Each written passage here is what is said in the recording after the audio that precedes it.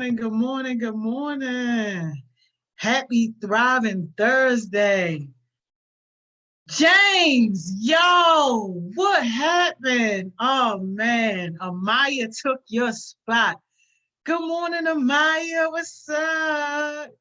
You ready for your big day tomorrow? Man, I'm super excited, super duper excited. I can't believe you took James' spot.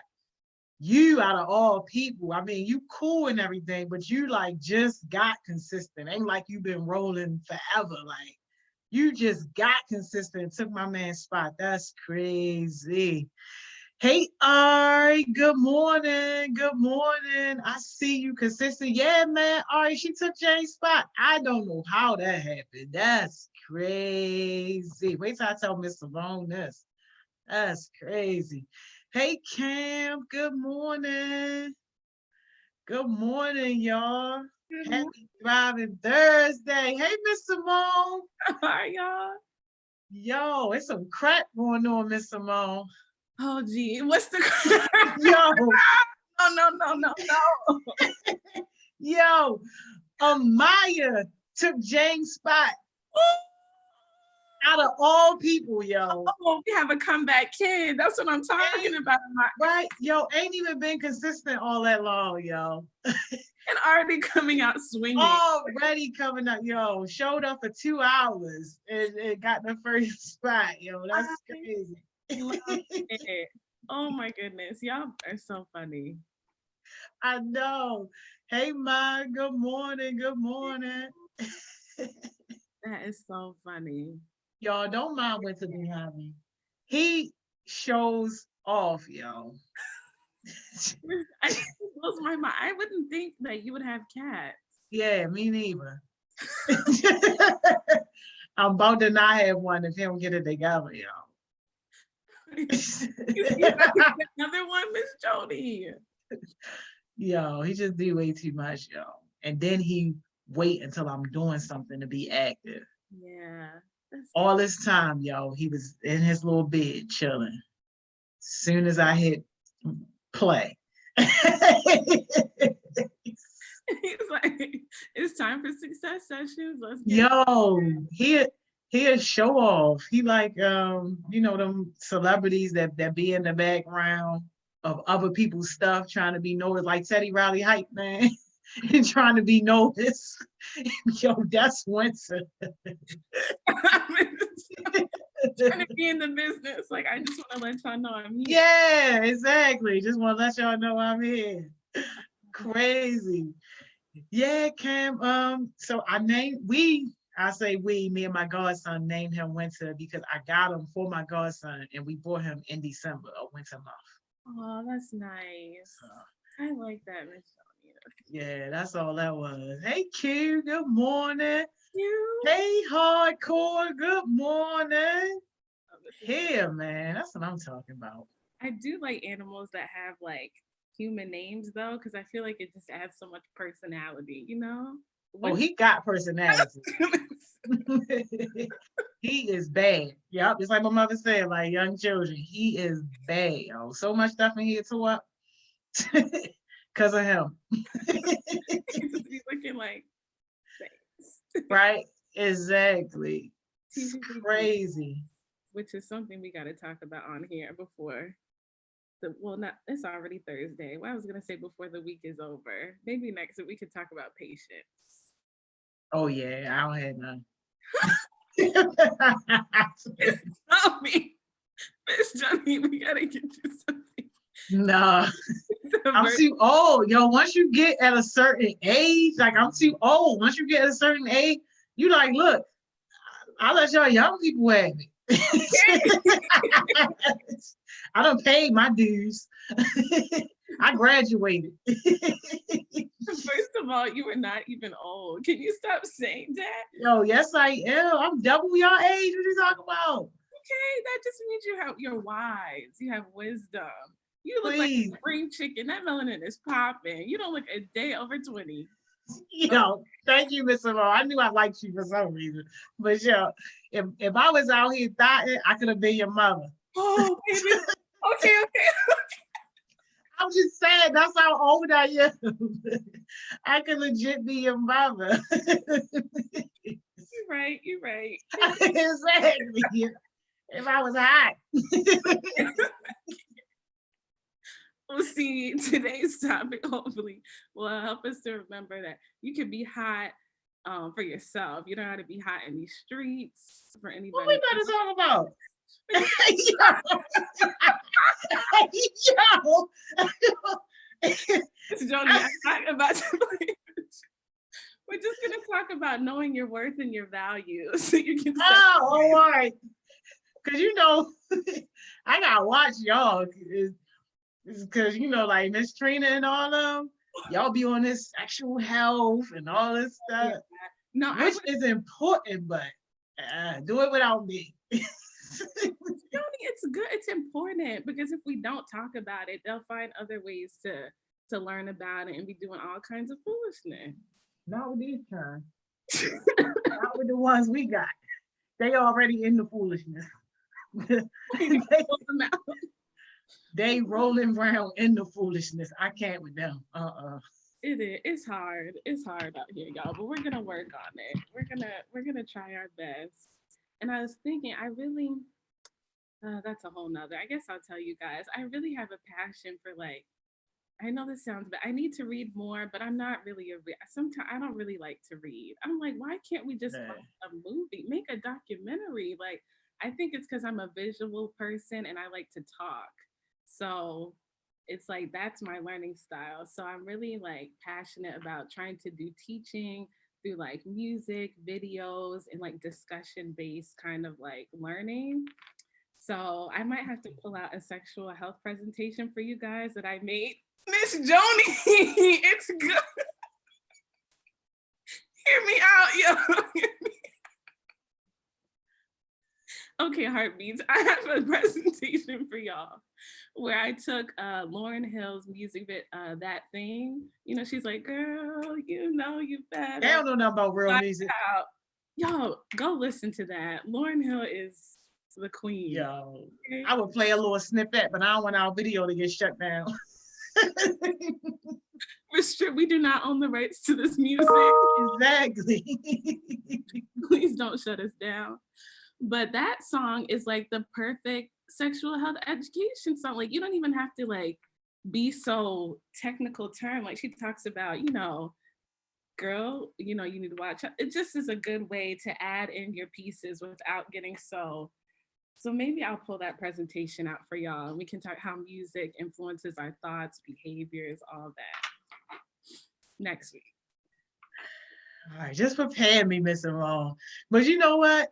If it's going to stop broke people from having babies, then we need to do it. Because that's a problem right now. Why it's just so real. It's right, yo, it's very real. And it really you don't have nothing to give to a baby but a problem. Yeah. That's it. It's a big responsibility. It's a huge, and people don't get it, yo. They think that baby's just going to be this little forever, and it's all about just dressing them up real cute and all this stuff like that. Yo, no. Mm-hmm. And love ain't never paid none of my bills. Love paying your bills, Miss Simone? Nah. Love ain't got no job. Love don't pay no bills. People thinking that it's just all you need is love. Yo, what? Where? Ooh, Miss Young. Where? Yeah. And what is love? Now that right there is a topic, Miss Simone. That's a topic. That is a topic. We might have to incorporate that in today because right. Yeah. The heartbeats. What do y'all think love is? What is your definition of love?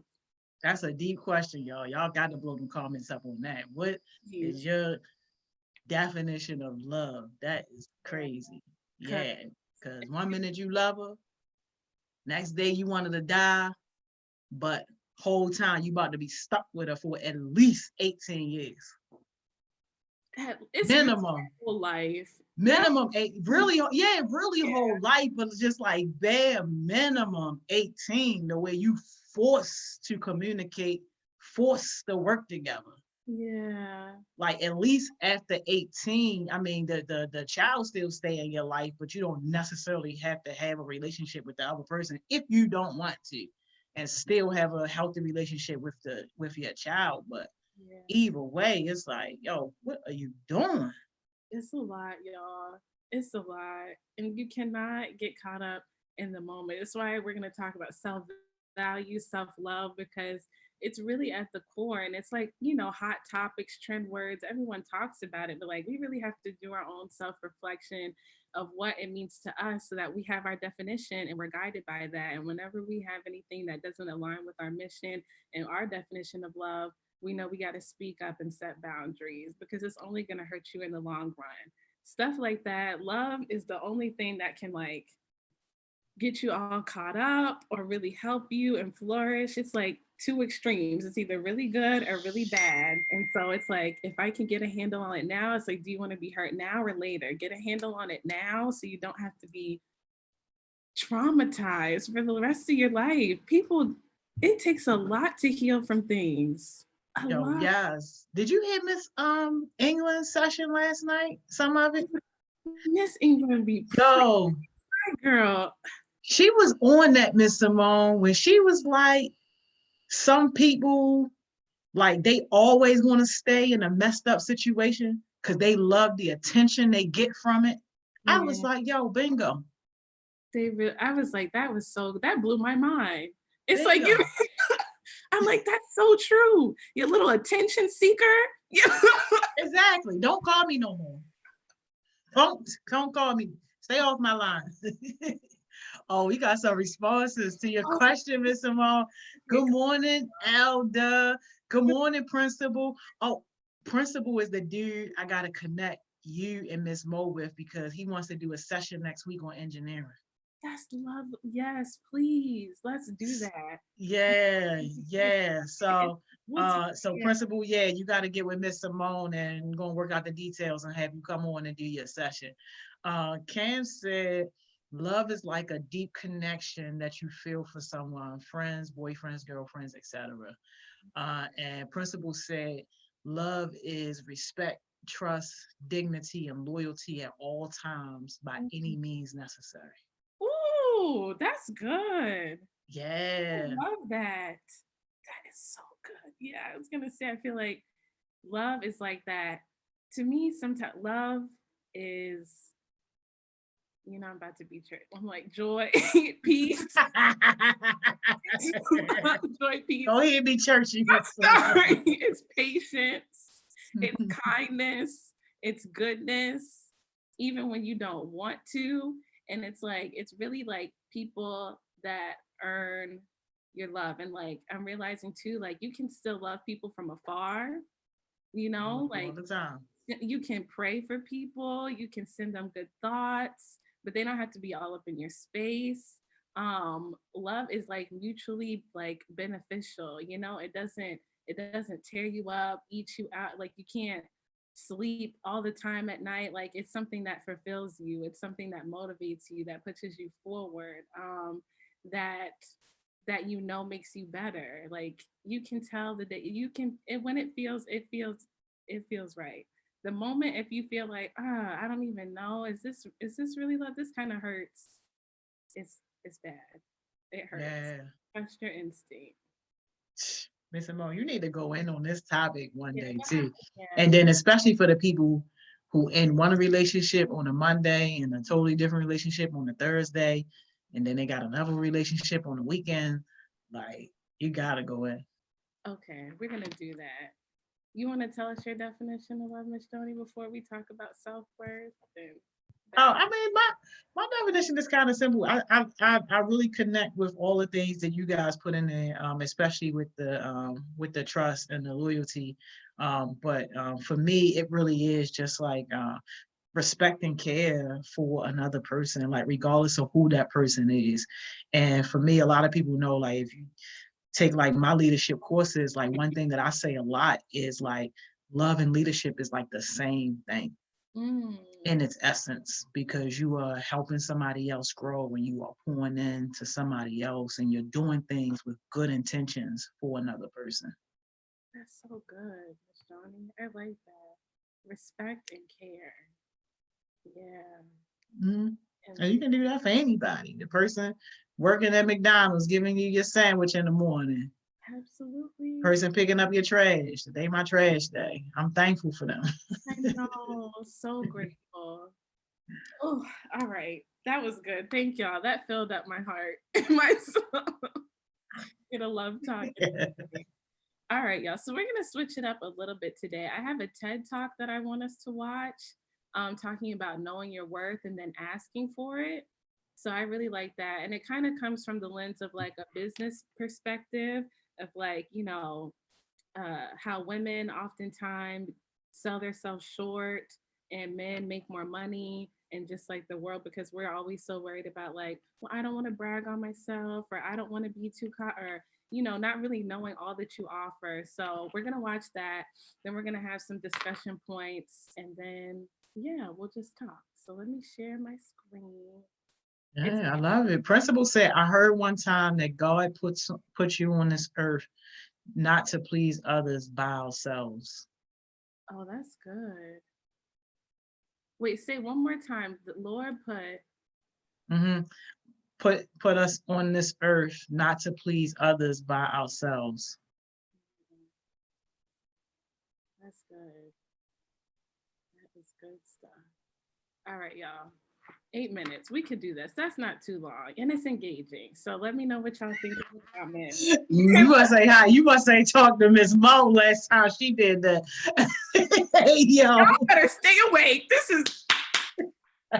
Yeah. Stand up. Do some jumping jacks while you watch the video. This is good. Know your worth and then ask for it. Okay.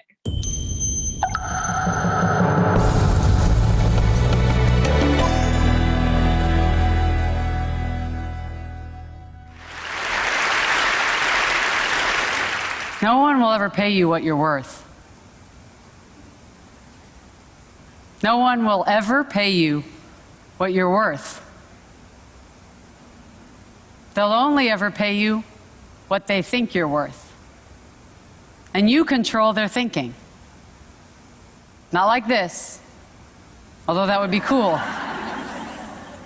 That would be really cool.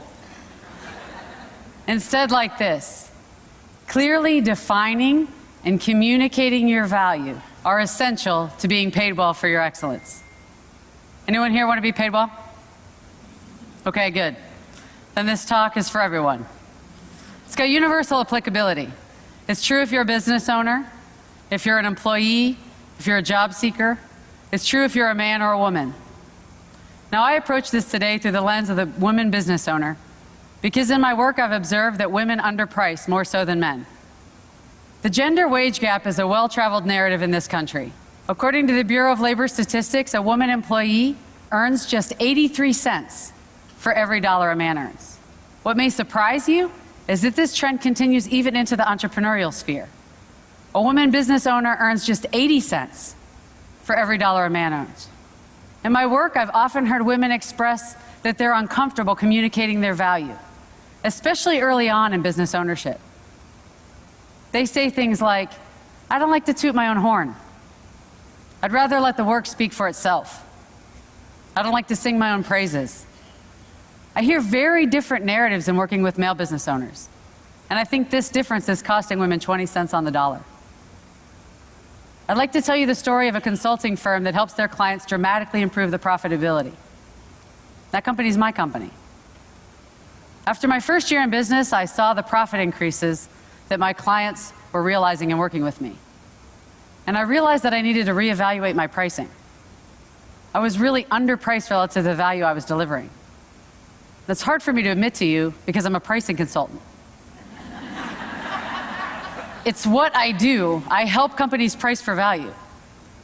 But nonetheless, it's what I saw, and so I sat down to evaluate my pricing, evaluate my value. And I did that by asking key value questions. What are my clients' needs and how do I meet them? What is my unique skill set that makes me better qualified to serve my clients? What do I do that no one else does? What problems do I solve for clients? What value do I add? I answered these questions and defined the value that my clients get from working with me. calculated their return on investment, and what I saw is that I needed to double my price. Double it. Now I confess to you that this terrified me. I'm supposed to be the expert in this, but I'm not cured. I knew the value was there. I was convinced the value was there, and I was still scared out of my wits. What if nobody would pay me that? What if clients said, "That's ridiculous. You're ridiculous"? Was I really worth that? Not my work, mind you, but me. Was I worth that? I'm the mother of 2 beautiful little girls who depend upon me. I'm a single mom. What if my business fails? What if I fail? But I know how to take my own medicine, the medicine that I prescribe to my clients. I had done the homework. I knew the value was there. So when prospects came, I prepared the proposals with the new higher pricing and sent them out and communicated the value. How's the story end? Clients continued to hire me and refer me and recommend me, and I'm still here. And I share the story because doubts and fears are natural and normal, but they don't define our value, and they shouldn't limit our earning potential. I'd like to share another story about a woman who learned to communicate her value and found her own voice. She runs a successful web development company and employs several people. When she first started her firm, and for several years thereafter, she would say, "I have a little web design company." She'd actually use those words with clients. "I have a little web design company." In this and in many other small ways, she was diminishing her company in the eyes of prospects and clients, and diminishing herself. It was really impacting her ability to earn what she was worth. I believe her language and her style communicated that she didn't believe she had much value to offer. In her own words, she was practically giving her services away. And so she began her journey to take responsibility for communicating value to clients and changing her message. One thing I shared with her is that it's so important to find your own voice, a voice that's authentic and true to you. Don't try to channel your sister-in-law just because she's a great salesperson, or your neighbor who tells a great joke, if that's not who you are. Give up this notion that it's tooting your own horn. Make it about the other party. Focus on serving and adding value, and it won't feel like bragging. What do you love about what you do? What excites you about the work that you do? If you connect with that, communicating your value will come naturally. So she embraced her natural style, found her voice, and changed her message. For one thing, she stopped calling herself a little web design company. She really found a lot of strength and power in communicating her message. She's now charging 3 times as much for web design, and her business is growing. She told me about a recent meeting with a gruff and sometimes difficult client who'd called the meeting questioning progress on search engine optimization. She said in the old days that would have been a really intimidating meeting for her, but her mindset was different. She said she prepared the information, sat down with the client, said, "This isn't about me, it's not personal, it's about the client." She took them through the data, through the numbers, laid out the trends and the progress in her own voice and in her own way, but very directly said, "Here's what we've done for you." The client sat up and took notice and said, "Okay, I got it." And she said in describing that meeting, "I didn't feel scared or panicky or small, which is how I used to feel. Instead, I feel like, okay, I got this. I know what I'm doing. I'm confident." Being properly valued is so important. And you can hear in this story that the implications range far beyond just finances into the realm of self-respect and self-confidence. Today I've told 2 stories, one about defining our value and the other about communicating our value. And these are the 2 elements to realizing our full earning potential. That's the equation. And if you're sitting in the audience today and you're not being paid what you're worth, I'd like to welcome you into this equation. Just imagine what life could be like, how much more we could do, how much more we could give back, how much more we could plan for the future, how validated and respected we would feel if we could earn our full potential, realize our full value, no one will ever pay you what you're worth. They'll only ever pay you what they think you're worth. And you control their thinking. Thank you.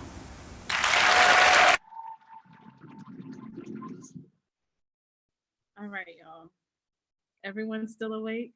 That was good, Miss Simone. Oh, I don't even know. I know. Hardcore gonna say what happened. Hey, yo. Guys, work with me. No, you know what? No, our thing is a stream suspended for policy violations. What? That's what. Yeah, they going off. They like, no. Yeah. No. All right. Dang. All right, let me let them know. What the? I'm gonna say we coming right back. I am so sorry, Miss Joni. No, it ain't you. It's I can't stand. Why the government always got to be shutting stuff down? They hating y'all. Hold up, we might be back. All right, I think we back. We back. My monitor, mine just came back. Yeah, but it's already on YouTube, so I don't know why they gonna flag it for us replaying it on YouTube. If anything, we helping out their numbers. Oh, I'm pissed. So only we watch. Hey, sorry y'all. Sorry y'all. YouTube some haters. YouTube is a hater. We back. Q said we can see you guys. Ari said we can see y'all. Thank y'all. Maya said it reloaded. Cool, cool, cool, cool. Sorry about that, y'all. Sleep on the video. You couldn't even see anything. Like, they some haters. But y'all saw the whole entire video though? I hope and pray. Okay, we're gonna have to do some summary points. It'd be great, man. Right? It was a good video though. This is the only thing about like these type of platforms where you don't control everything. Like you are basically slave to whatever rules that they have in place. See, okay, can one of the heartbeats, the principal, you're an internet, can someone create another platform for us? Yeah, one of our data science people going to do that for us. Honestly. Well, this is why I just stick to my little PowerPoint. That PowerPoint too. I'm really upset. I really wanted y'all to watch that video, but maybe I can put it in. They might have. I feel like they saw it because. Okay, good. It didn't. They didn't confirm yet, but yeah, I don't have any comments yet saying that they did, but I feel like they did because we didn't start getting the alerts until like the very end. Okay. And I thought Hardcore was playing when she was like, "What happened?" I thought she was playing because you know how they did Miss Mo that one time. Exactly. I'm like, and it is a little early. But the thing I like about that video is I feel like it translates in so many parts of your life. If you don't know your worth, people will sell you short every time. Like you have to know your worth and tell people like how they should pay you. And you can think about it monetarily, but also just like how they should respect you. It goes like with your career, but also in your personal relationships. And I just think it's so key and valuable. And like some of the takeaways that I have from the video are that like your words really do have power. Like at the end, I don't know if you guys saw, but she talked about a lady who had a business and she was like, yeah, my little tech company business. Why are you saying my little tech company business? No, absolutely not. You need to sell your brand. And it's the same thing in your personal relationships. Like, yeah, I'm a little cute or I'm okay. No, like I am wonderful. I'm a good listener. Like I actually really care about people. Don't sell yourself short. Your words have power. People are listening to not only how you talk about yourself, but they listen to how you talk about things you're interested in. And if you're not confident about that, people won't take it seriously and you'll be frustrated wondering, why are people not taking me seriously? Why are people like paying me what I'm not worth or just any of that? And And just like one way to think about it is like, is it the way I'm talking about myself, even talking about others? Am I talking about the things I'm caring about? Stuff like that. And then just like that self-respect and confidence piece, I really love that. Like knowing your worth is having self-respect. And I think Miss Mo is going to talk about respect today later on. And it's so much easier. You know, it's okay to respect others, but you know, you have to start like, am I respecting myself, my body, my mind? Like that kind of, that shakes me up, you know, because if you wouldn't disrespect your mother or someone you love dearly that you care about, why would you do any less to yourself the same way? So those are some of my takeaways. Did you have anything from the video, Miss Joni, or did y'all any heartbeats have any comments if you saw it? Yeah, they saw, Amaya said she saw the whole thing. I like the same point that you just talked about her saying, like minimizing yourself and minimizing your business. Like, but the thing that I would add to that, too, is to also politely and respectfully correct other people when they do that. Because believe it or not, like sometimes I gotta correct people when they say, "Oh, how's your little nonprofit doing?" Yeah. Ain't nothing little about this.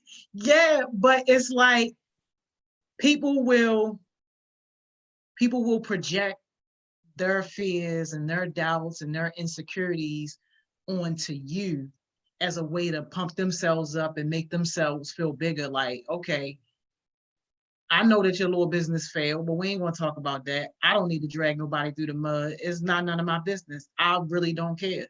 Yeah. But just because you're not doing what it is you wanted to do, and you can tell those type of people who they just simmering in their own mess and can't stand to see you be successful, those are the main ones who want to come and say, "Oh, that little business you got, oh yeah, you doing that little entrepreneur thing."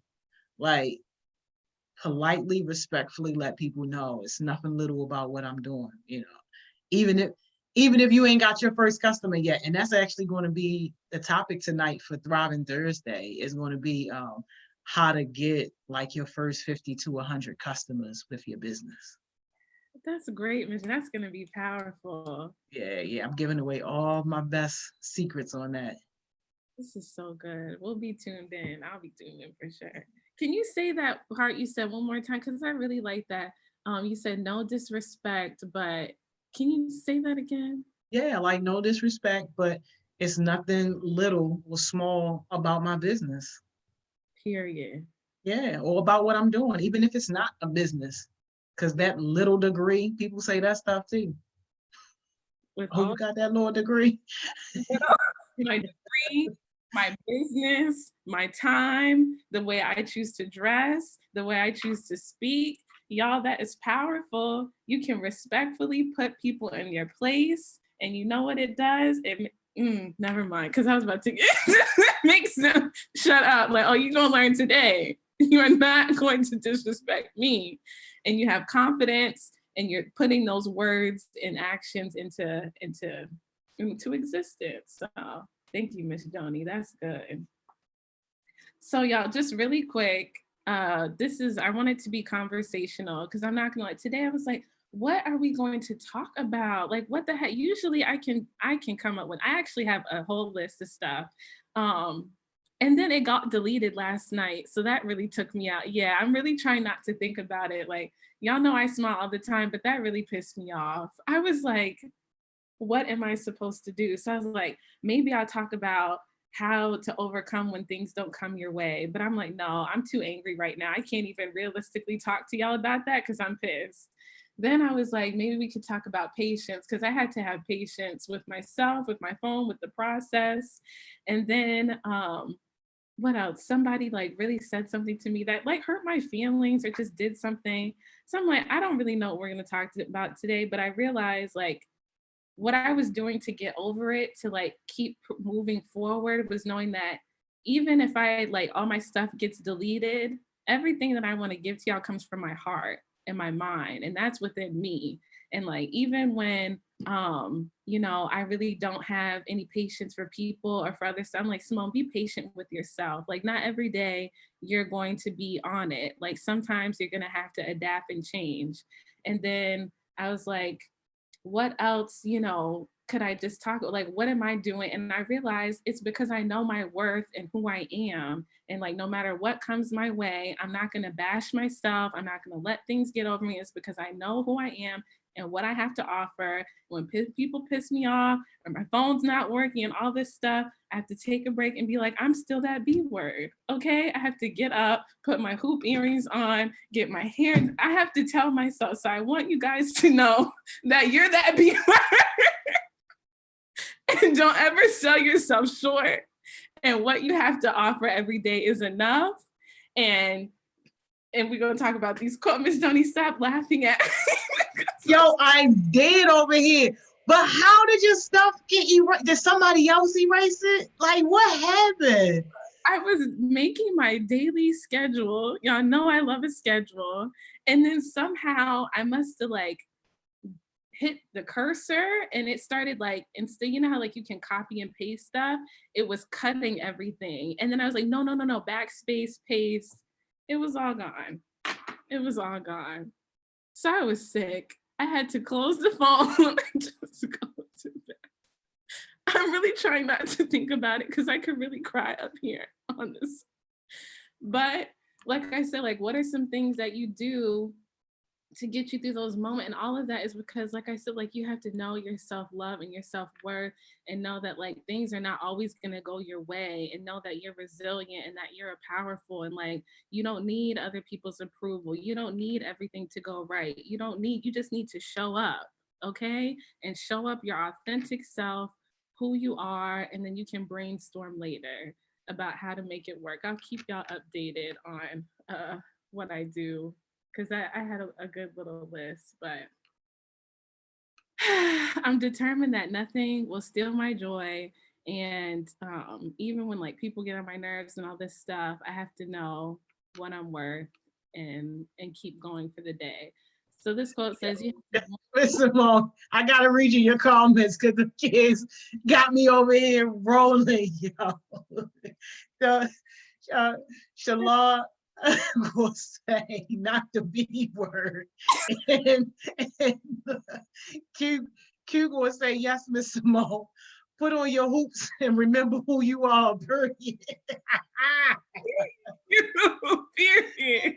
Shalon will say yeah with the hoop earrings. You are around the way, girl, today, Miss Simone. Just a little bit to put these hoops on. Y'all do what you need to do. Don't let yourself get stuck. And so you need to do all the extra things that make you feel good and confident about yourself. And the hoops do it for me. And I hope it's doing it for y'all today. But even if it doesn't, I know who I am. So boom.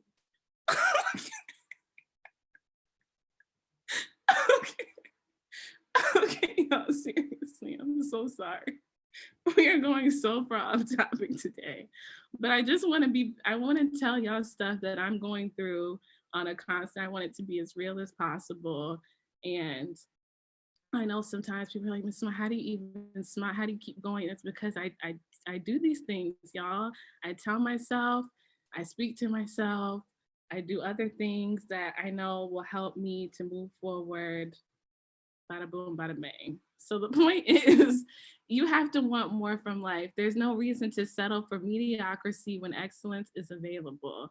And I really like that quote because I'm like, y'all know what? You have to go get it. Like, this stuff is available to you. Don't ever sell yourself short. Don't ever just settle. Always want more for yourself.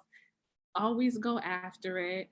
Don't just stop when things don't go your way. If people try to be naysayers, be like, no, I know I'm above this. I know I'm better than this. I got to keep going and moving forward. If I trip, I'm going to just get back up.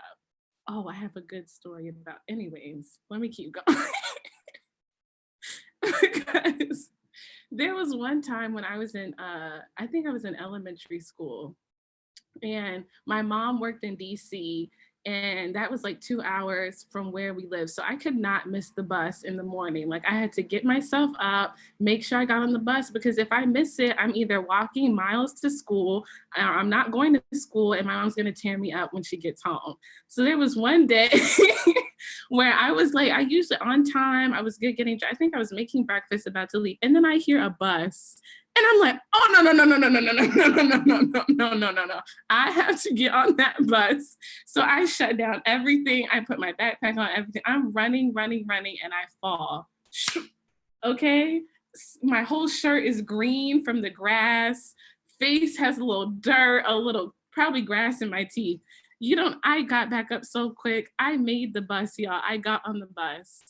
And I look around and I realize I don't know any of these people on the bus. I'm like, I get halfway to the bus and I'm like, am I on the right bus? And then I look around, I'm like, this is the middle school bus and I'm only in 5th grade. I am on the wrong bus. So you mean to tell me I just busted my chin, got on this bus and I'm on the wrong bus? So I had to politely go up to the bus driver and say, excuse me, ma'am, can you please let me off because I'm on the wrong bus? And then she lets me off. I get off the bus. Everybody who's on my bus stop is there laughing and like, Simone, what the heck? They said they were screaming, trying to tell me that it was the wrong bus, but I had tunnel vision. I didn't care. I knew I had to get on that bus. So I didn't even hear them. I'm tripping, falling, busting up my chin to get on that bus. And I say all that to say, y'all, life is not all smiley, but the reason I can smile is because I know I'm not letting anything stop me. I know my goals. I know my vision. I'm not settling for less. And there are going to be days where you bust your chin and people look at you crazy and they laugh at you and you're all embarrassed, but you pick yourself up. But you know what? No one will be able to say that I don't work hard for my stuff, that I'm not going to be able to get to where I want to be. I don't know how this really ties in. I just felt like I need to share that with y'all because there will not always be good days, but you can still find the motivation to keep going and keep pushing forward no matter who's laughing, who's yelling, who's falling. You just got to get up and keep going. So don't sell yourself short. Your heart, your time, your affection, your love, it's really worth being earned and pursued. And I feel like that is so good because if I'm going to be busting my chin, falling over, looking crazy, I'm working hard for this. You're not just going to come along for the ride just to get all the stuff that I have to offer for some little price. You tell me I'm cute and now we're talking on the phone every day when I know I have stuff to do. I have goals and visions for myself. Are you going to be talking to me about my goals and my visions? Or when you listen to other people, do they have goals and visions that align with what you're doing? Or are you always just listening to their problems, trying to figure out how they're going to still stay in their 9 to 5 while you're building a multi-million-dollar business? Okay. And if that is the case, like, the only way you can really know about how to define that for other people and knowing like when people are in your space when they shouldn't be is like you have to do that self-evaluation. So that kind of goes to the next part. Know yourself first. This is so key. And y'all, in this quarantine time, I've been doing a little bit more reflection because we always tell you guys, you're never at the point where you have arrived. You should always be learning and growing and doing more self-reflection because you're changing. Times are changing. You're getting older. People you hang out with might be different. So continue to check in with yourself about who you are, what you need from people, and how you want to live your life. So there's this quiz called the 5 Love Languages that I really, really like. I just redid it yesterday because I think I forgot what my answers were. And I've been trying to make sure that, like, I feel like I know who I am and what I need. It helps me to communicate to other people what I need and how I operate. And if you can't do that, that's no problem. But this is what I need. So I'm really glad I did this because I think my love languages, so there's 5. There's like words of affirmation, quality time, acts of service, physical touch, and gifts. And so I think before, I think I like quality time, words of affirmation, and something else, but it switched now. Now I like words of affirmation and I really like acts of service now. That wasn't one of my top, but I'm realizing now that I'm getting older and more responsibilities, if someone can take a load off of my plate and do something nice for me, heck yes, baby, you can come on. I don't need your gift anymore. I don't want your gift. Keep it. What can you help me out with? So y'all take this quiz and really get into like who you are, what you need, and that can help you recognize why some relationships aren't really working. You know, don't stress yourself out with friendships, relationships. It's okay if it's not working. It's not about that the other person is bad. It might just be like you're at a different place or season. So know yourself. Then a personality test. I'm going to do this one today because all the time, like, you know, I feel like I'm switching between introvert, extrovert, all this stuff. And it's not even that labels matter, but it does help you to realize, like, do some research on what an introvert is, what an extrovert is, who you are, how you might go in between both. And just learn about it, and it can help you understand, like, oh, this is why I do this, and this is why I do that, and I need this from people, and I don't need this from people, and this is how I set boundaries, which we're going to talk about next. And then career assessments. I really like when Mr. Robert Kennedy was on, he talked about how he did a career assessment, and it told him like communication, or I think it was like engineering were his two, and he's like, okay, maybe. But I feel like this kind of does help you to just get some kind of idea about what you're good at and what careers you might be interested in so that you can explore.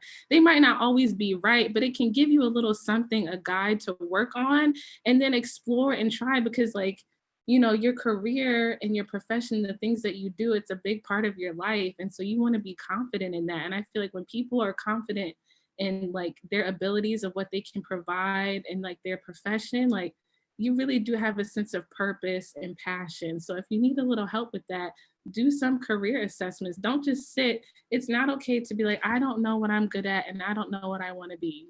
Absolutely not. You are too old for that. You better start looking for some things, trying some things out, honing in, and then it's okay to be like, I'm looking at these 3 things. I don't know which one yet, but just that I don't know.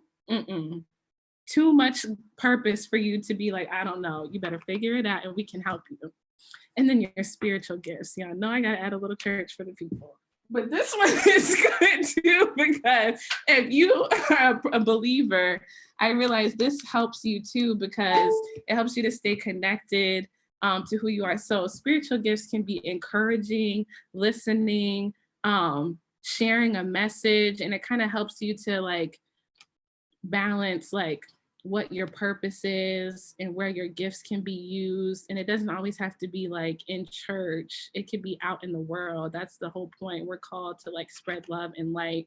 But I feel like that kind of helps me too, to ground myself in what's important. And like when I do things, I'm just like more aware of how I can be useful. And I don't know, it just fits. It aligns for me when I did my spiritual gifts assessment and my career assessment, and things started making sense. And like, you know, we're all trying to figure it out, y'all. So anytime you can kind of start making sense of stuff, you're like, okay, and you feel more confident and you start knowing yourself, you can start better communicating the things that you want for your life. And then it starts to fall into place. So then, oh, sorry, this is a little small.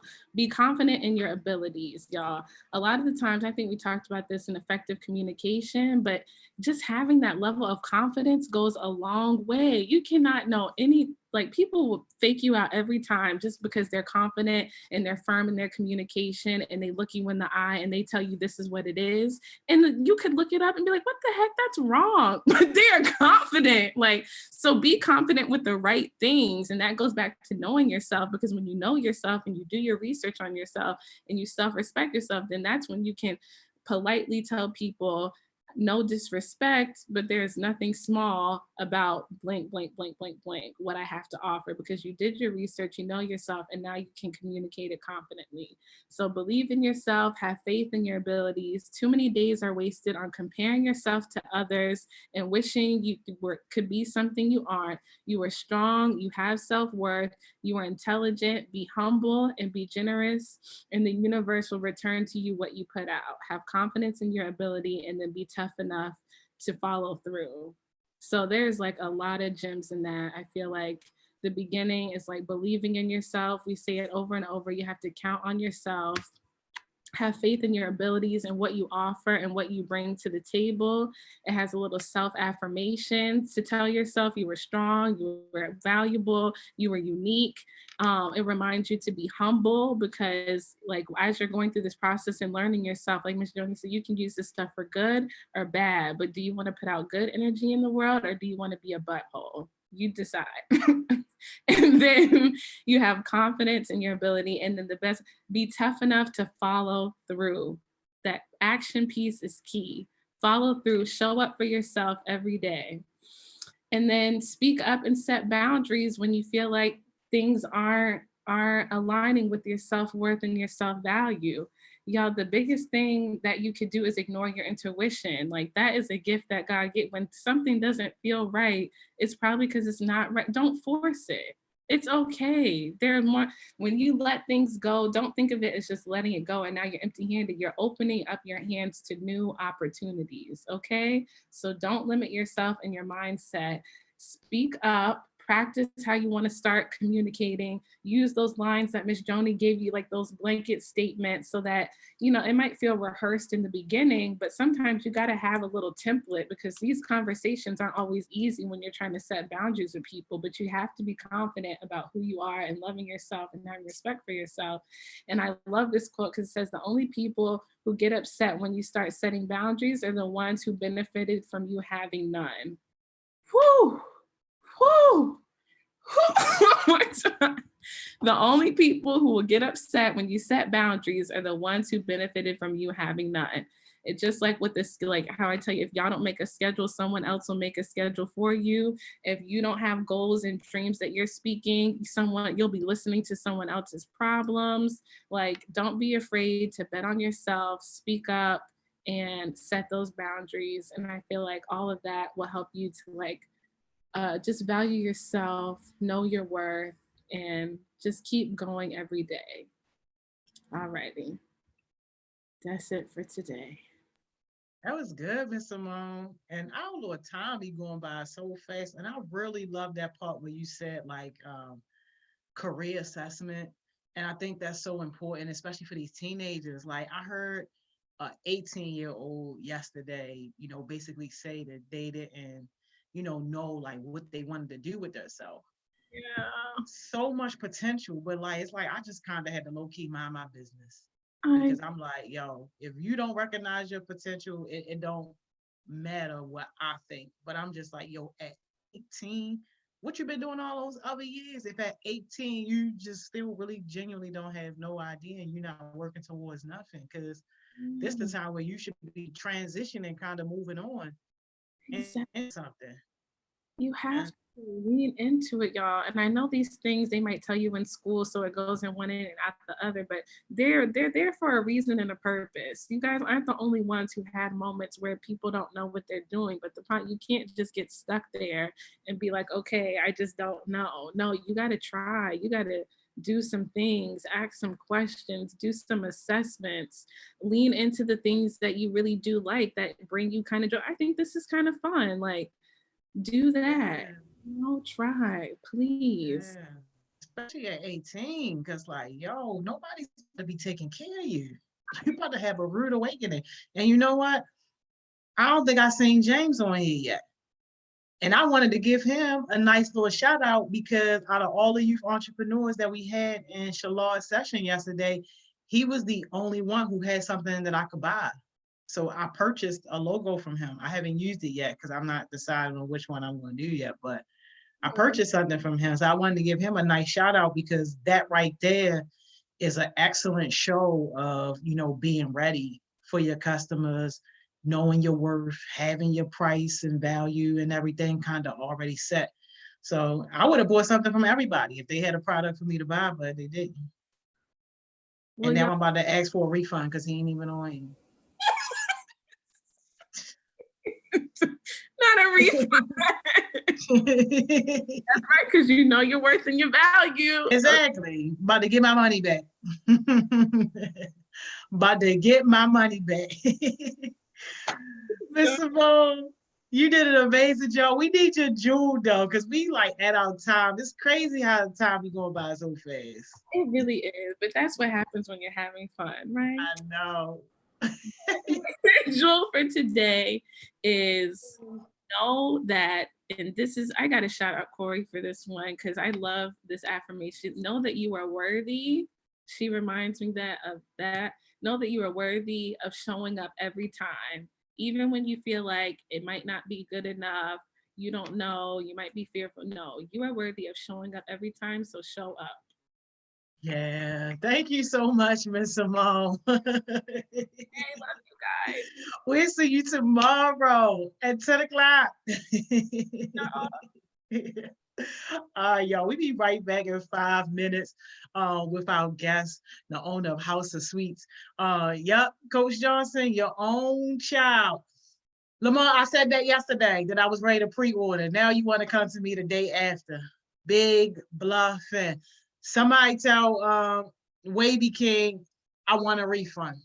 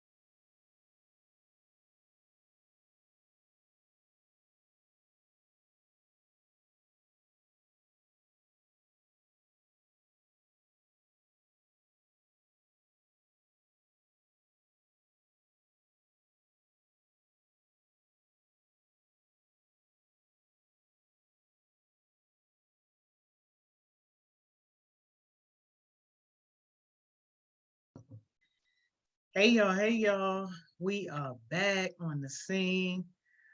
About to get one of my favorites on here. I apologize. I think I said Miss Mo. Y'all know Miss Mo at 12 o'clock. Forgive me, I'm old. We got one of my favorites, Miss Khadijah, the owner of House of Sweetz. They everywhere and they want Yeah. no way. Alexa, pause. Number one. Yeah. Hey, Alexa. This is how I set the mood when I'm in the kitchen baking. You know, I gotta have my music. So it depends on what I'm making. We in the kitchen now? This don't look like the kitchen. Well, I this was the best light I could get, Joni. But yes, this is the kitchen. Oh, for real? Yes, like if I turn it any other way, it's so dark. Like you can't see me. So I said, I guess this is my laundry room and then my whiteboard. That's all you can get. But I set it there purposefully. So you'll see why in a little bit. Yeah. I know that's right. Hey, Deej, good morning. Joni, what's going on? Oh, I miss you too, man. Working hard. Working hard. Man, like I was scrolling on Instagram and people were saying like, you can't come out of this quarantine the same way we went in. And you know how we complain about not having enough time to do anything? Oh my gosh. So now I have time. Like that whole commute back and forth to work, that's an hour and a half I got back. And, you know, just being able to clock in, go to work, do 8 hours and be right back here. Like I've been able to get so much stuff done. That's amazing. You know what? Put a small little tab on that because I definitely want you to come back to that whole idea of being an adult entrepreneur who's starting your business while you have a full-time job. Definitely got to talk on that because that's one thing I always talk to the kids about. Like, yo, start your stuff before you got to get out in this world. I'm telling you, I mean, like that is the biggest asset that they have is time. Yeah. Please put a tab on that. Matter of fact, somebody make a note on that. We got to come back. All right, we're going to put it on the whiteboard, Joni. Hey, y'all know I love me a whiteboard. We're going to come back to that. We're going to come back to that, y'all. But we're going to introduce Miss Khadijah properly, y'all. She's definitely one of my faves, and y'all about to see why, for sure. So, Miss Deej, can you just give the kids basically the tea on your life? Like, take us from the beginning, like where we born, how did you grow up? Yeah, they like to be all in people's business because they like y'all to be like, all in my business. They ratchet like that. Okay, it can get a little ratchet. I might have to run off. I'm in the kitchen, but I got cupcakes that's about to come out in 3 minutes. Oh, I'll tell you my life story in 3 minutes. It's only 3 cupcakes. Anytime I make an order and it's extra, I always do something with the leftover batter. So I got 3 cupcakes on deck. And what I would probably do is give it to the client so they don't cut the cake. What I've found is my cousin bought a cake for Thanksgiving and cut the cake and brought it to an event with a slice missing. And I'm like, cousin, you can't do that. So I try to give them a taste of what they purchased so that they can bring it whole. Yeah, but real quick. So I was born in Baltimore, Maryland. My mother and father were high school sweethearts. They went to Walbrook High School, and my sister and I eventually went there as well. But they met when they were very young. You know, it's like one of those fairy tale love stories. My father doesn't like him, but I love him, and we're just gonna be together and be married. So they had my sister, when I think my mother was 18. They got married. My father always wanted to go into the Navy. So it took him a few times when he was able to pass the test so he could actually get accepted in. So while he was trying to get in, 2 more kids came. So he finally got in, and my grandfather tried to talk him out of it. Was like, you have 3 children. You cannot go into the Navy. He's like, this is my dream. I'm gonna go in the Navy and I'm gonna live in California and I'm gonna live my best life. So he went to California, went to the Naval Academy. No, he was in Michigan. And my mother was like, if he gets stationed in Michigan, forget it, I'm not going. So he gets his dream location, which is California. So he's super excited after he graduates.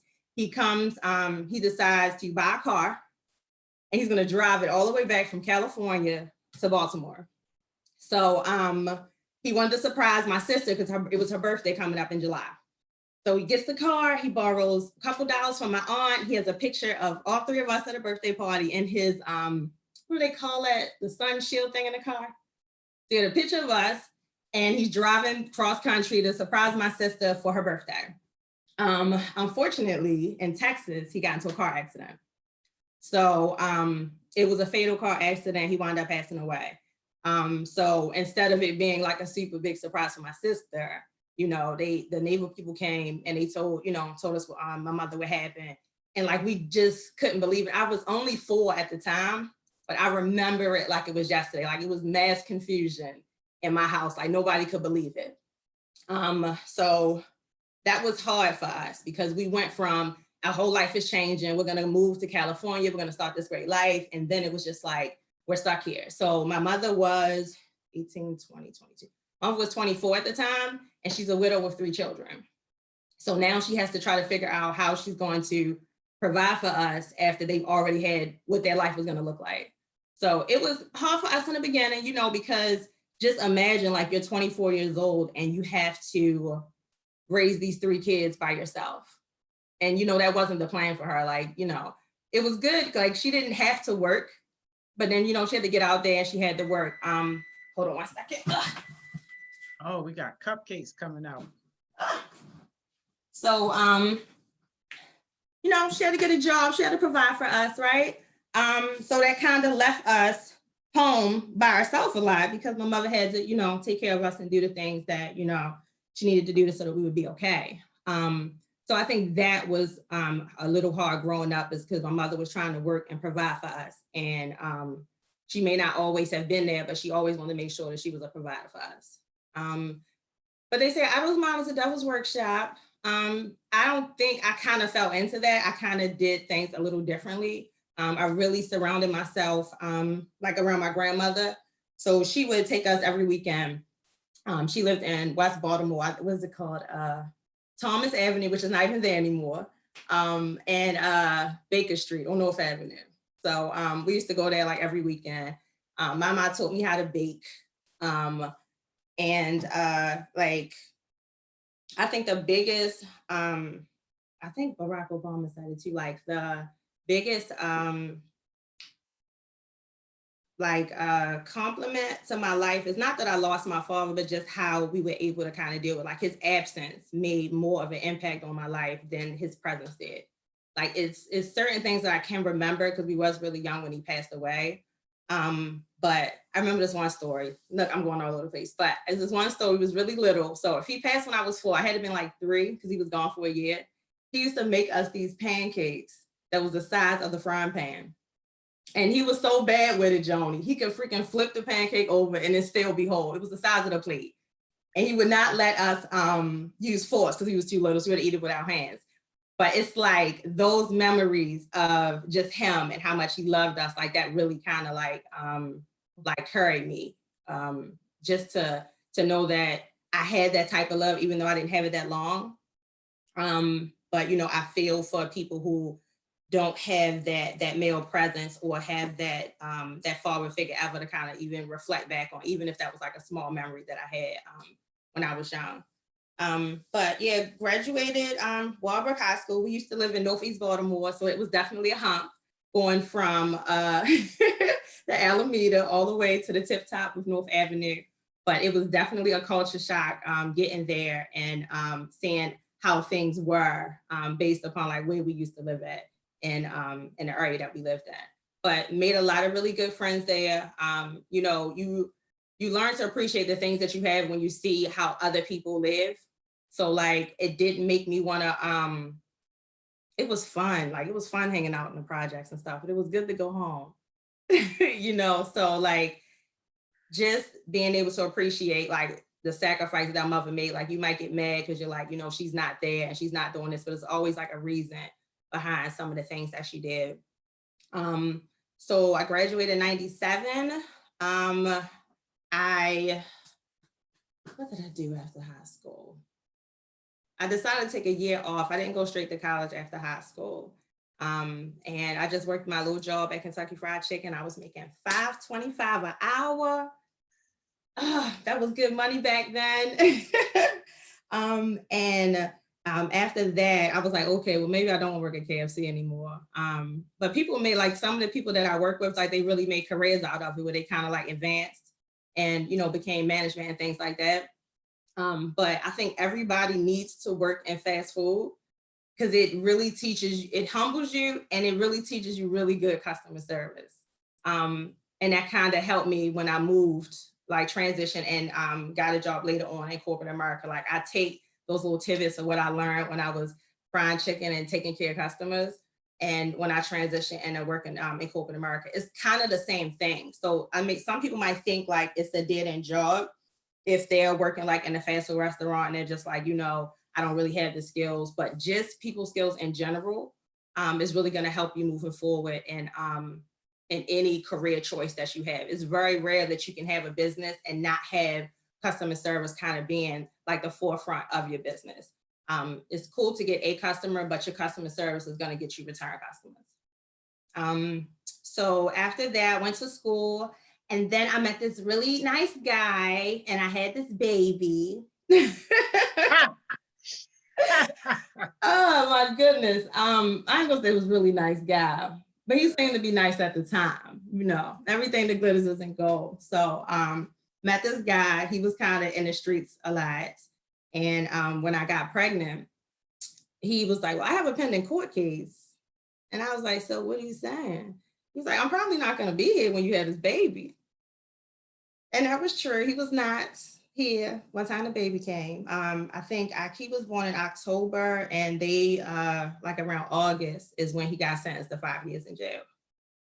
So for doing things, you know, he didn't have any business doing. So like kind of living in that street life. But, you know, everything that's shiny and pretty, like if you're not going about trying to attain it the right way, like it always, 9 times out of 10, it's going to wind up crumbling and not working out. So here I am, 20 years old, and I have this baby, and I'm just like, okay, well, $5 hour job probably is not going to cut it. So that's when I really was like, okay, I took a year off and went to school. And when I took the year off, I went back to school. So I took 2 years off, 1 year after I graduated high school. Then I took another year off after I had my son.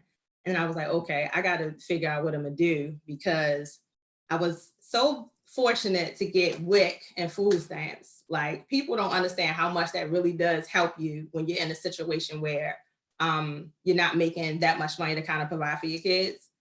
So it's really good as a stepping stone to try to get you where you need to be. You just don't want to become reliant on it all the time.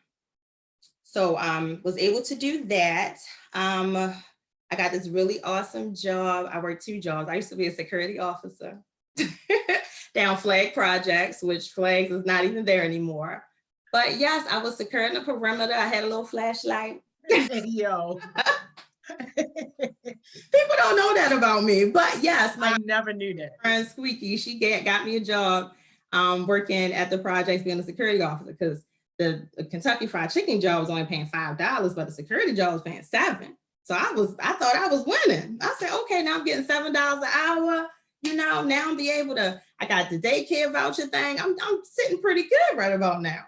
So it was just worked there for a while, and then my paycheck bounced.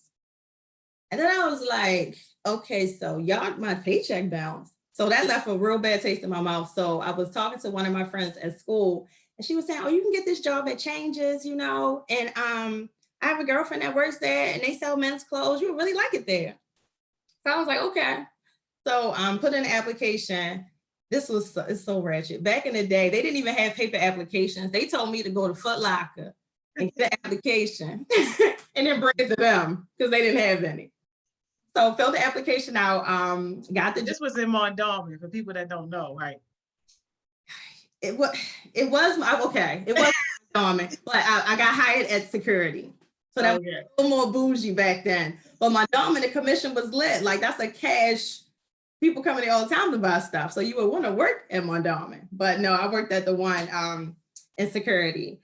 Had a lot of fun there. You always knew when the parties were. They had the perfect hours. It was like 10 to 9, so you could still get off of work, and you got to sleep in because you didn't open too early. So that was perfect for somebody in their early 20s. But that job was so much fun. I got to learn how to merchandise, more customer service background. And then I had these really awesome managers. One name was Cheryl Hux, and the other one was named Cheryl McCall. One with an S, one with a C. But Cheryl Hux really gave me my work ethic. She did not play with us. Like if she scheduled you to be to work at 9 o'clock, she expected you there 10 minutes to 9. So like now when I'm in the midst of like training people or hiring folks, like I expect the same thing. I expect that same work ethic. And Cheryl didn't care if it snowed, if the mall open, we was open. So you need to get here. If the buses are slow, then you need to catch an earlier bus. Like she did not play at all when it came to attendance. So like I call her from time to time just to tell her like, thank you, because like you really give me my drive and my hustle. Like if it wasn't for you, like I don't know if I would have taken my career and even life so seriously. So even though it was like a fun job and we get to listen to music and watch music videos and be selling clothes, that was one of the things she did not play about. It was make sure that you get to work on time. Make sure when you get there, you bring your best self every day. You look presentable. Like that was the stuff that she just did not play about. So they really left a really good imprint in my life. And Cheryl McCall, also the same thing. She gave me some swag. So she helped me like, these are the clothes that you're supposed to wear. And, you know, you don't want to wear, you know, stuff like this. So like, she gave me a little fashion sense and stuff. But after I worked at Changes, it wasn't like with my son, I couldn't do, like Changes will only give you 1 weekend off a quarter. So you had to work every weekend and then every 3 months you would get a Saturday and a Sunday off.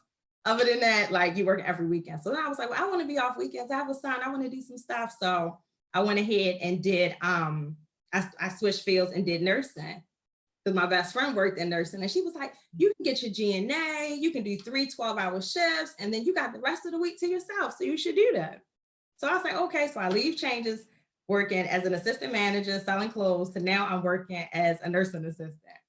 So that was cool, briefly. I realized I didn't like that very much.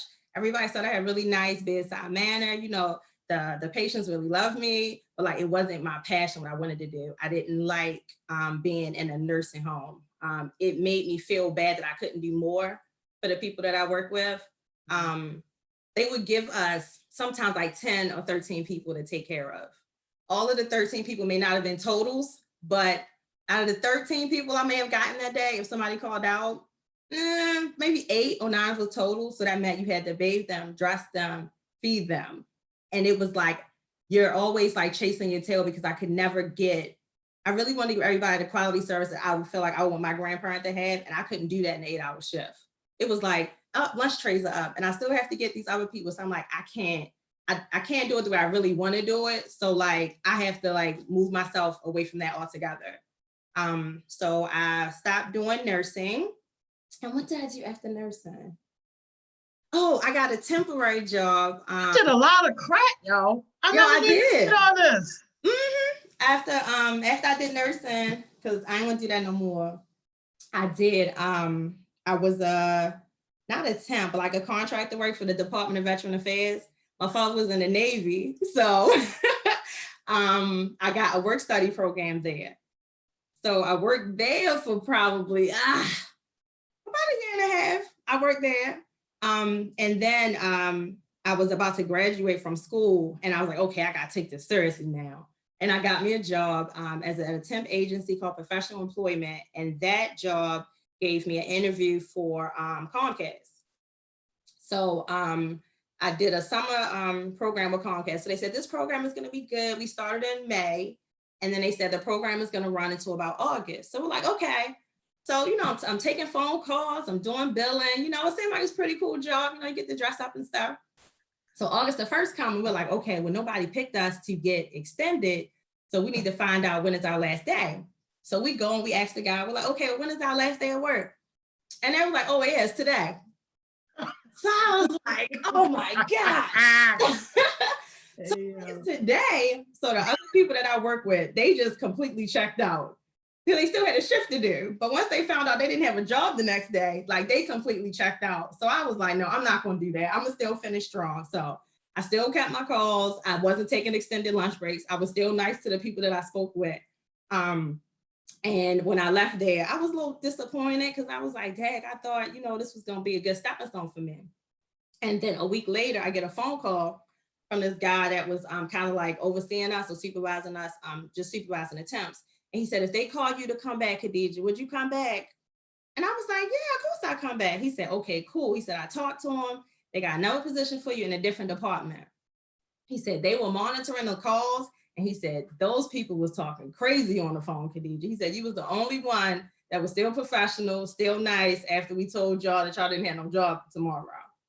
And I was like, thank you, Jesus. So they let me come back. I worked in what they call the ETA team.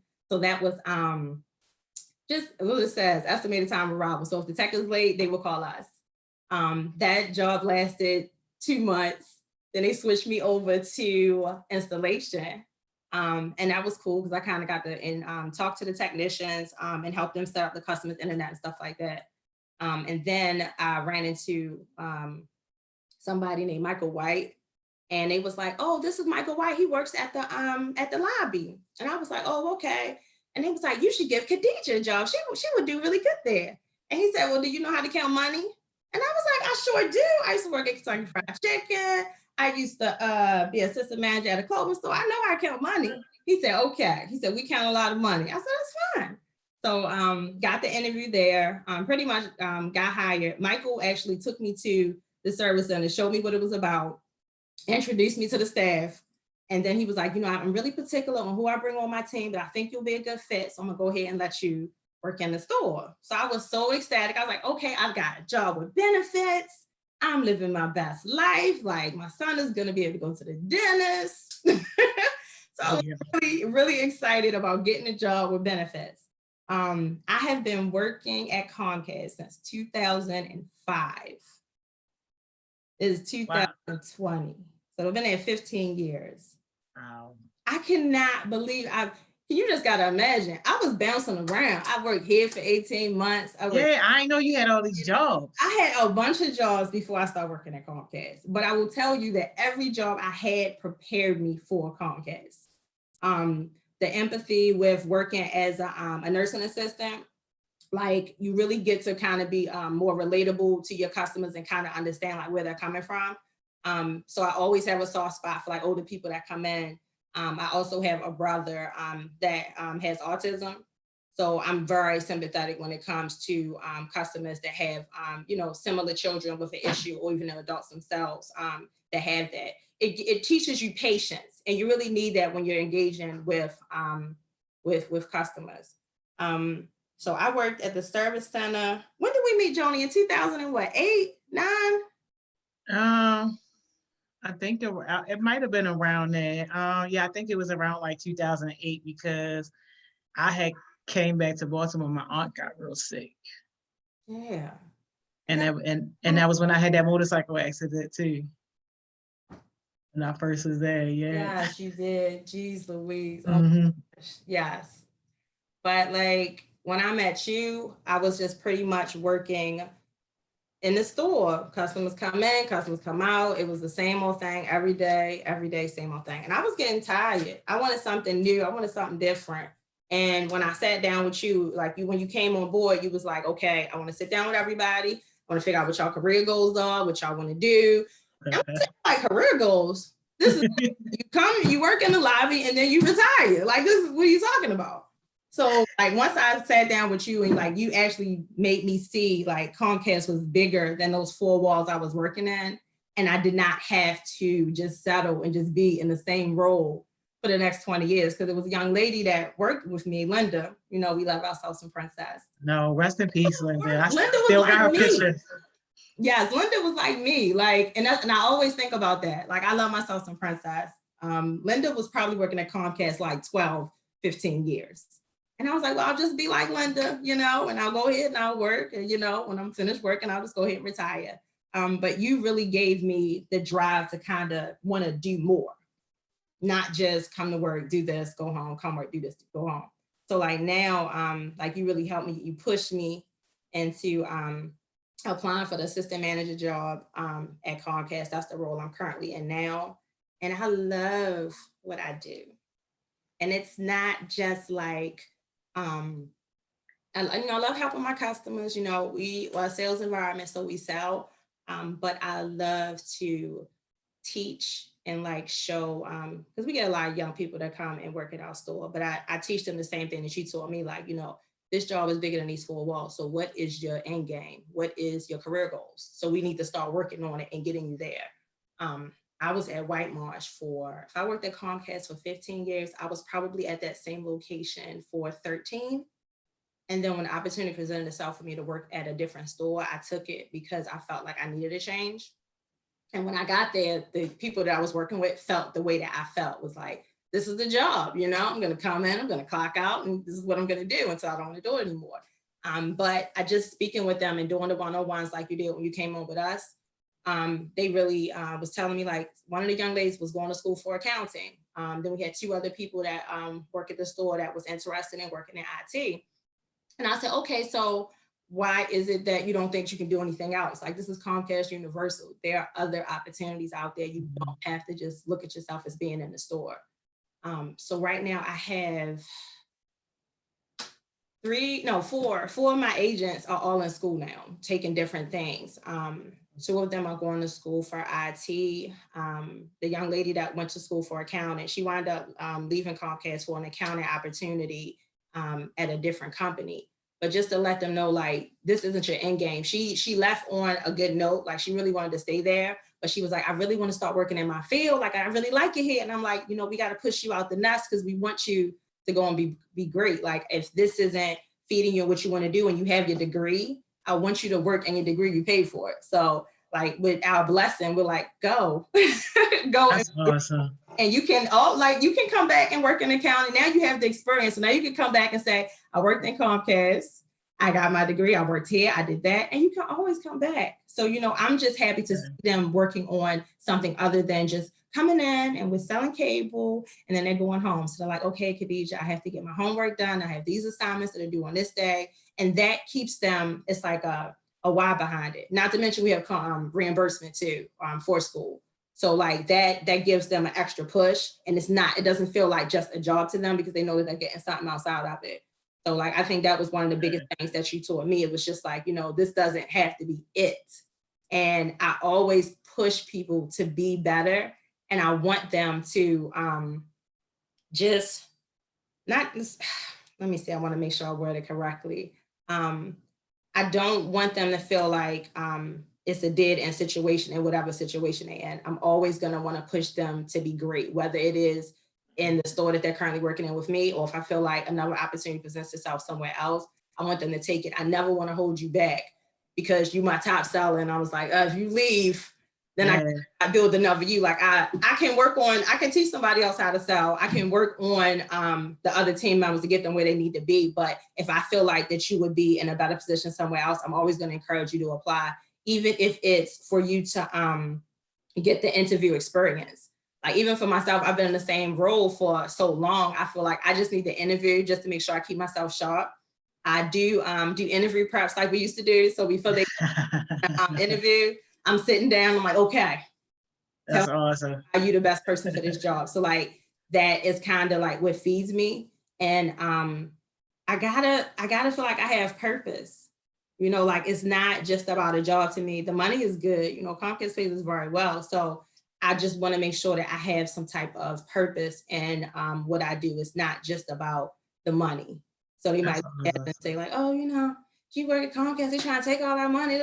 It's a little more than that. It's just a little more than what I do. So I don't just look at myself as a manager. I feel like I'm a mentor. I feel like I'm a therapist. I'm a mama. Yeah.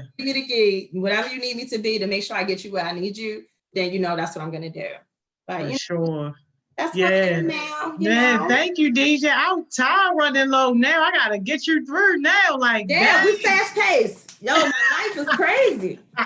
Clearly, I know you had all that tucked away, and I'm gonna ask some of these questions that the kids posted for you too. But are you gonna be able to show us like a little baking situation or something later on? Yes, I already got the cake ready. Oh, you did? All right, okay. All right. I'm gonna decorate something for y'all. You gonna all right. I'm gonna decorate something for y'all. Yes. Yeah. So Ma says, what was the hard part of growing up and having to deal with 2 kids as a single mother. But hold on, you only got 1 kid, right? It's just I got 1 kid, but it's okay. hard. Okay, so I think maybe he might have got that little part mixed up a little bit. So it's okay. It's kid. fine, baby. It's fine. The hardest part, not having a support system. When I tell you it takes a village, I had, and my friend Mr. Jackson, he says it all the time. I had a committee raising my son. I work Monday through Friday, and I because it was so hard to find childcare because of my hours, I had to have somebody on Monday pick him up, somebody on Tuesday pick him up. I had 5 different people picking my son up every day that I had to work. Like sometimes you can't look at it like I don't have nobody to help me. Okay, Denise, you have you're off on Tuesdays. Can you watch Aki for an hour from 6 to 7 until I get off? So like you have to think outside of the box because it is hard when you don't have a support system and you may feel like you can rely on one person, but if you have multiple people that you can rely on at least 1 day a week, that's what really got me through until Aki was old enough to be a latchkey kid because of the type of hours and stuff that I worked. Yeah, that's a great great perspective on the idea of a village having a committee. I like that. Mm-hmm. Man, they got some faith in you already.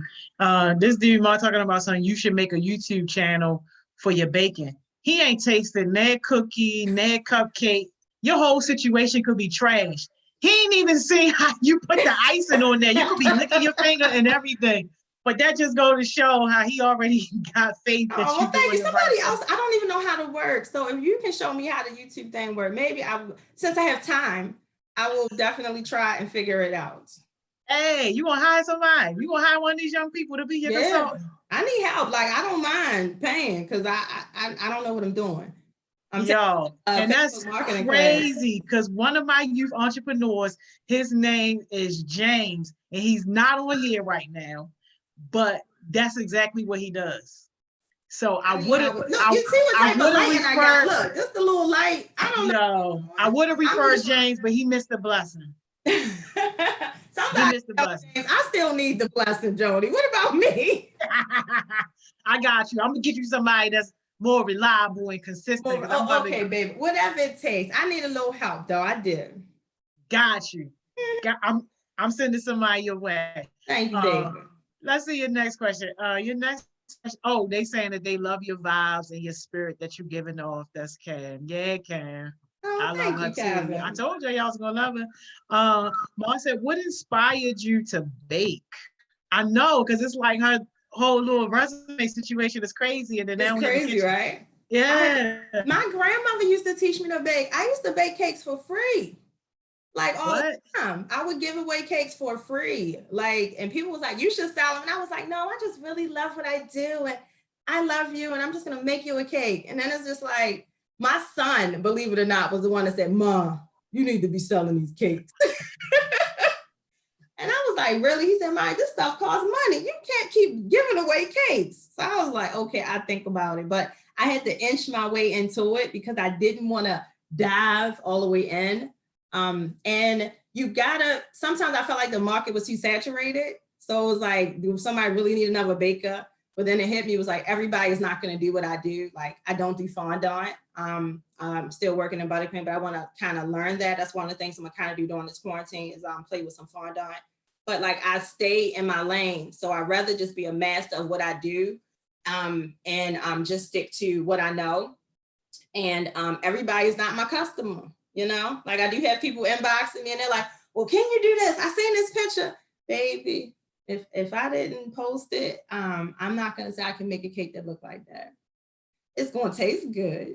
It's not going to be exactly like that. But, you know, I just want to let people know, like, just stay in your lane. You don't have to do everything. Like, just stick to what you know you're good at and perfect it, and you work on that. And somebody else might can make a cake. Somebody else might can put it in a jar, but it's not going to taste like mine. Yeah. No, you ain't even lying, because them birthday cakes, man. No, it's not even right. I was giving away everybody's birthday at work, and then they stopped sharing. So that's when I started making them cakes. I'll take the whole cake home. It's supposed to be a sharing thing. And my sweet potatoes my sweet potato pie I get from you every Thanksgiving. I Love it, got love you, it. baby. Don't worry about it. I I got love you. it. Yeah, that's a good point. They said the kids that we know it's good because she's associated with you too. Yeah, yeah. Facts, facts, facts. Uh, how did you grow your business and did it take some time to do that? Oh, that's a great, great question. Wait, House of Sweets is still growing. I'm afraid of growth, if that makes sense. I don't want it to get too big that I can't handle it, but I want it to get too big. I want to have that problem. But what I've been doing is playing on Instagram and pretty much just word of mouth. That keeps me busy. Like today, I was decided like I wasn't going to be baking anything. And then my mother's on Facebook and this girl's like, I want a cheesecake. And she's like, oh yeah, my daughter makes cheesecake. Look at her website. And the next thing you know, somebody else says it. Now I have 3 cake orders. And I'm like, wait, I wasn't going to bake during the quarantine. This was my time to like research and show, and work on stuff. So I did my website. So I've been getting orders coming through for my website already. So I just did that. I sent you a preview before I posted it. But that's all I've really been doing is just Instagram, Facebook, and YouTube. I'm not YouTube, Instagram, and Facebook and my website. Also, I do like festivals, but since we are being like socially distant, there is no festival. So I have to think outside the box on how I market myself. And my cousin in Georgia has been begging me to ship. So I'm going to figure out how do I ship these cakes and they can get to you in one piece and they will not perish because I use fresh ingredients. I don't use preservatives and stuff. So like my whipped cream, which that's what I'm going to make today, is just butter. It's just really heavy whipping cream and confession sugar. That's it. So like it's milk based. So I just have to figure out a way for you to get it there. So I know people are asking me about shipping. I got you on the shipping. I just don't, I want to make sure it comes the right way. I don't want it to be a mess when you get it. Yeah, no, that's great. You're getting a lot of encouragement here. Can you drop your IG for your baking for House of Sweets? I know I tagged you this morning, so you can definitely check the tag. But can you drop your IG? Oh, sure. It's House of Sweets with a Z on the end and an underscore. So no S, it's a Z. So House of Sweets. Okay, House of Sweets with a Z and then underscore. Mm-hmm. What's your favorite cake that you made? My favorite? It depends. I want to say it's strawberry shortcake because I made that for my birthday. So it's a strawberry shortcake cake that I make. I use golden Oreo cookie crumbs. And then I I make this like a strawberry filling with strawberries and whipped cream. It's really good. That's probably my favorite one. Okay, so you'll adapt to the change and you'll grow, and maybe you can try new things with the orders that you're getting.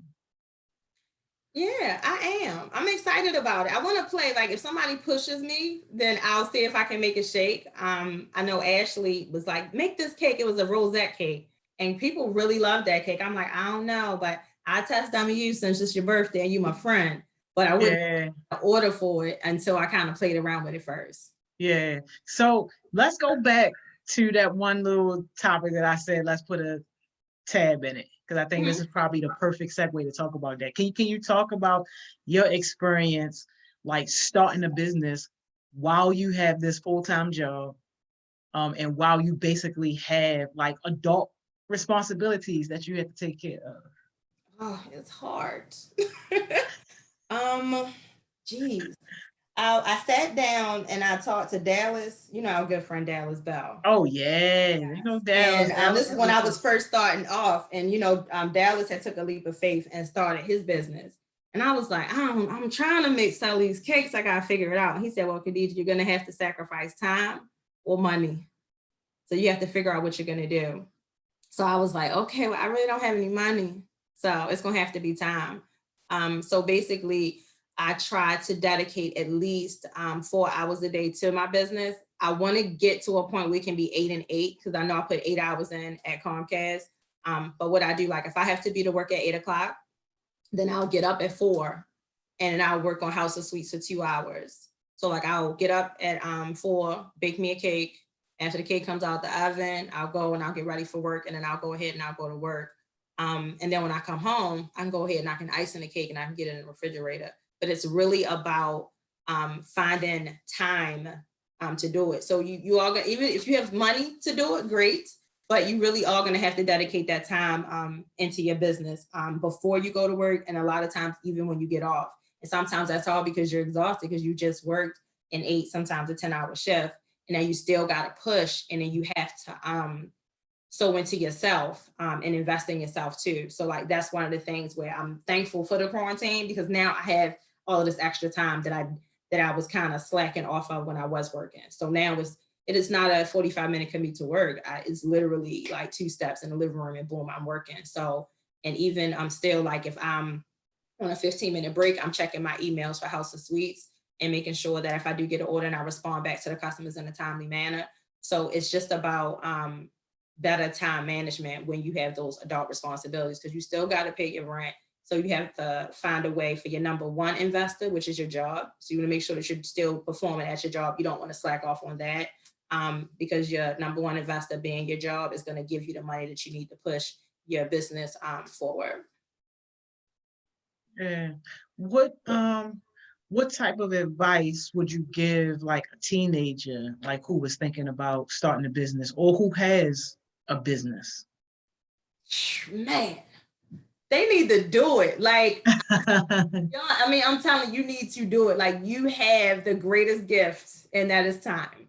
Like, you are young. You have enough time to slip and fall and get back up, and you're going to be fine. You don't have the pressure of making sure that your rent and your car payment is paid. You just have to make sure that you go to school, you get good grades, and you come home and you hustle. And a lot of times with teenagers, like, they on their phone all the time. So like, y'all market yourselves and you don't even know it.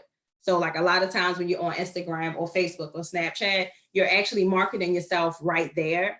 You just have to put a twist on and make sure that you're marketing and promoting yourself in the right way for your business. But it's really about you using the time that you have to kind of push and move forward, and finding yourself a good mentor, somebody that you can talk to about some of the things that you want to do, and surrounding yourself with like-minded people. I find that when I do, it's crazy, like before the quarantine happened, they had this thing called Women Winning Wednesdays that I went to before the quarantine happened. And it's just about women getting together, finding out how can we help one another and how can we help you promote your business. So you really want to surround yourself with people that are doing the same things, because they're not, when you're talking to some people and they're not into the same stuff that you're into, they're going to look at it like it's a waste of time. Like, there are some people that believe, get your job, you work there 20 years, you retire, and then that's it. But there's so much more to life. But if you don't surround yourself with the people that think the same way that you do, then you may get discouraged and you may not push yourself forward, because in your ear, they're telling you that you may not be able to do it. But the whole time you can. You just have to make sure that your circle is tight. Yeah. So what would you say is like your biggest obstacle, like in this quest to be, and you didn't say this yet, but well, first let me ask that. Do you want to be a full-time entrepreneur? Do I want to be? Yeah. I don't know. I like the flexibility that I have. It would be, I think that's kind of what scares me though. And like growth, this part of growth kind of like scares me because this is something new for me. Would I like to do it full time? I would say yes, because when I'm doing it, time passes like this. Like, you ever do something and you love it and you're so passionate about it, you never have enough time in your day. But when you have a job, you can't wait until it's 5 o'clock so you can be off. So I think that's the difference. Like, it's a different type of feel when I'm in a kitchen and I'm baking and hours go past and I'm just like, I'm just going to keep doing what I'm doing. I'm in a good mood. Next thing I look up, it's 3 o'clock in the morning. But when you're at work, sometimes you're like, okay, these doors close at 8 o'clock. Okay, I'm ready to go home. It's time for me to leave. So I think that that you found your passion when you do not have enough time in your day, when you feel like it's just not enough time. There's so much more stuff that I want to do. That's when like it's your passion. So I would love to be able to do House of Sweetz full time. I just have to get over the hump of me saying, I'm scared. I have to do that. I have to be honest with the people, Joni. No, I feel you. I know. I'll be scared. I'll be like, I want to do this, but this daggone, I got to pay this rent and this credit card, and can House of Sweetz sustain me? Like, that's scary. Like, how was you able to just take a leap of faith and be like, HeartSmiles is going to do the daggone thing? You just got to. You just got to. Jump. Like, you just got, like, it's no other way to explain it other than you just got to do it. Like, because you either live in one or two worlds where you kind of like right there on the edge and you never know, or you try and you fail and then you rework that plan. So it's like, you about to make me drag you across this whole internet right now. Don't because you can't hesitate when I ask you a question like that. Like, yo, House of Sweetz or full-time employment somewhere else? Like, House of Sweetz gotta be just like immediate. Like, House of Sweetz how is that not just the default answer? I don't get it. And you're brilliant at what you do. Tony, I'm just scared. I'm sorry. I have to be honest. That's the only, it has not like, it's my fear. And it's not even, I don't even know, is it really my fear of failing for real? I don't think that I would fail if I really dedicated the time to really push it and get it done. I don't even think I would say it was a fear of failing. It's crazy. It probably would be a fear of being successful. It's like, you about to jump.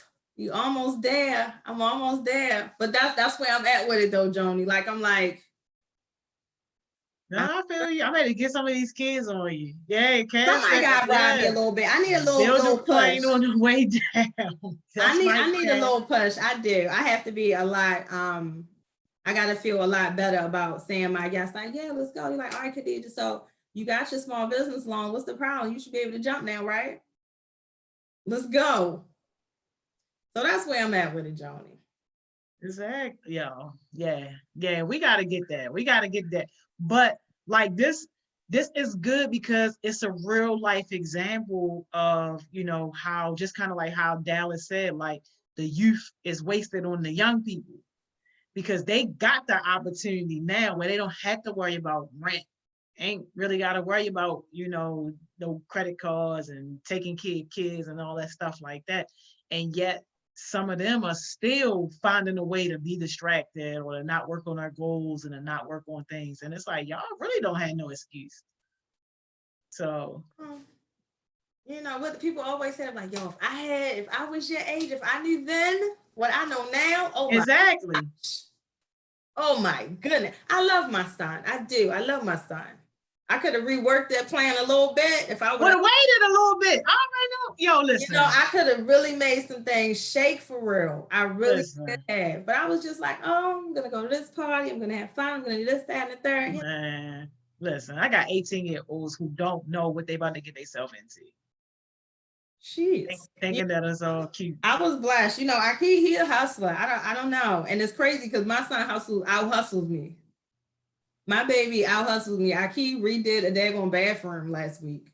Like, the boy is getting it. So like, he has no fear of failing. Like, he's going to go out in the world. He's going to do it and make it happen. So he's a full-time college student. And Aki does construction on the side. That's awesome. So like, he's making it happen. He's like, well, Mom, you know, this is going to be my side hustle. I'm going to be an engineer and then I'm going to do, you know, construction and stuff on the side. I said, oh, on the side. He said, I know that's right. I said, okay. So I have to take a page from his book because he has no fear about, like, he already knows what he wants to do. And the boy's 19. Yeah, Key. That's awesome. Yeah. Well, we got to get to these comments, then we got to get to these cupcakes because we got 12 minutes. Like we got 12 minutes. Yeah, but you know we end at like 11:55, so we really only got like 6 minutes. Like, what's the question? Just answer the question. We can do the cake thing another time. There will always be more cakes. No, we need the cake. We need the cake. I think you just got some comments. Well, do you make cheesecake with strawberries, right? Or cherries? Yes. Mm-hmm. Cheesecake with cherries, yes, definitely do that. So Cam giving you all this motivation. She said you got to step out on faith. Just believe in yourself. Like someone else said, build a plan on the way down. Don't you believe in your work ethic? If your goals don't scare you, they aren't big enough. You want to do it, but you're comfortable with things how they are right now. It's going to be good when you're scared, and you'll feel better that you can do your bills and everything else by betting on yourself. Dang. Dang. That's it. Yo, we got some little beats up in here. I'm trying to tell you. Dang. What am I waiting for? Jeez. Exactly. So can you take us to the cakes? How long that's gonna take? That's like a All right, all right, hold up. We gotta get to that part, y'all. I need some cake after this, y'all. But y'all, this is real life. Like this is real life. Can you see me? Oh. I did this before. I had this all planned out for you, Joni. Can you see it? Yeah. Okay. So this is a orange dreamsicle cheesecake.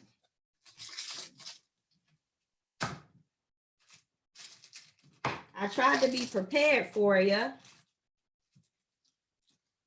So what I do is I put parchment paper on the bottom of the pan so that my crust comes out whole.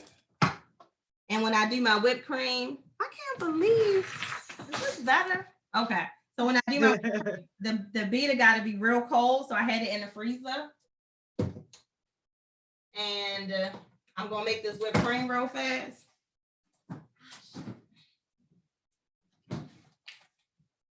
So this is really just heavy whipping cream. Can y'all see? Cool. Yeah, you got sales. They like, I need that. Already, ain't even start yet. And that's it. So to start this up. Oh, wait a minute.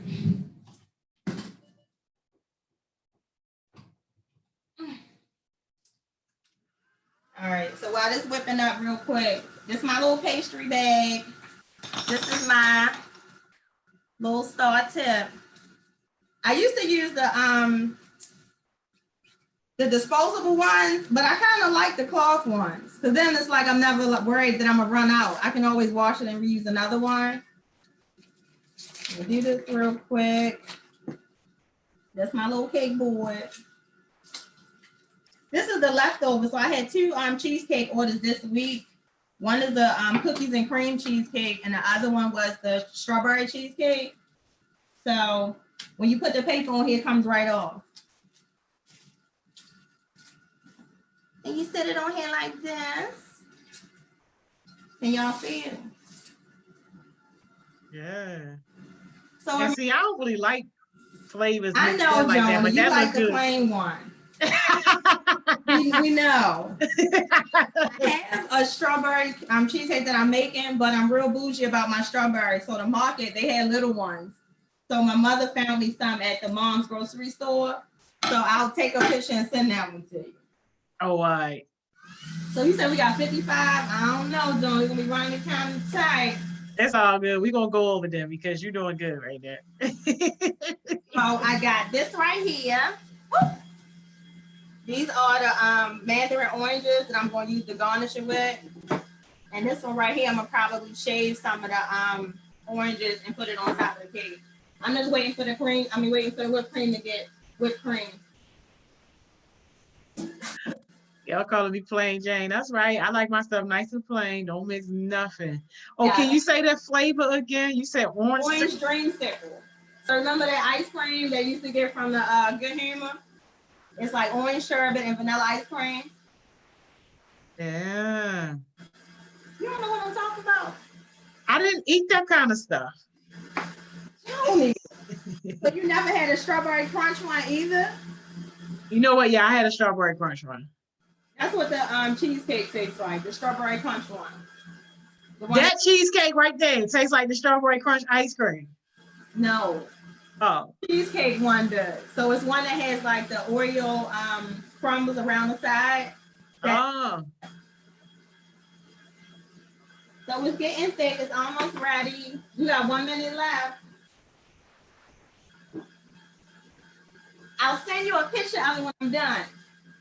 Oh, all right.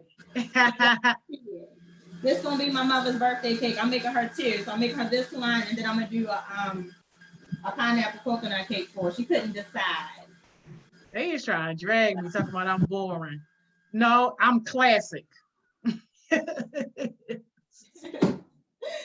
So if you whip it enough, you see how it told from milk to cream. Oh yeah. That's now that looks good. And then, That's real whipped cream. yeah, it's real whipped cream. They noticed your shirt. So she got a House of Sweets shirt on. I tried to put it on for y'all. You know, I've been quarantining so much. When I do the cakes, I just do like this. I do it like a clock, so that way it's symmetrical.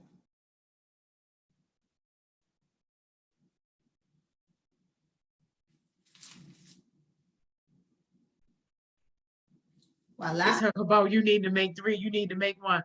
So you can't ship. So like, say if I bought them a cake right now with you, you can't get it to them. I would have to deliver it. As long as, you know, it's within city limits.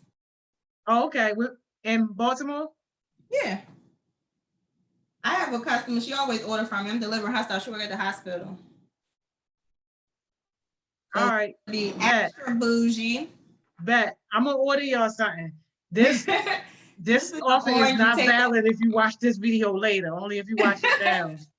This is I take this grater and then I take the oranges and I put it on the top.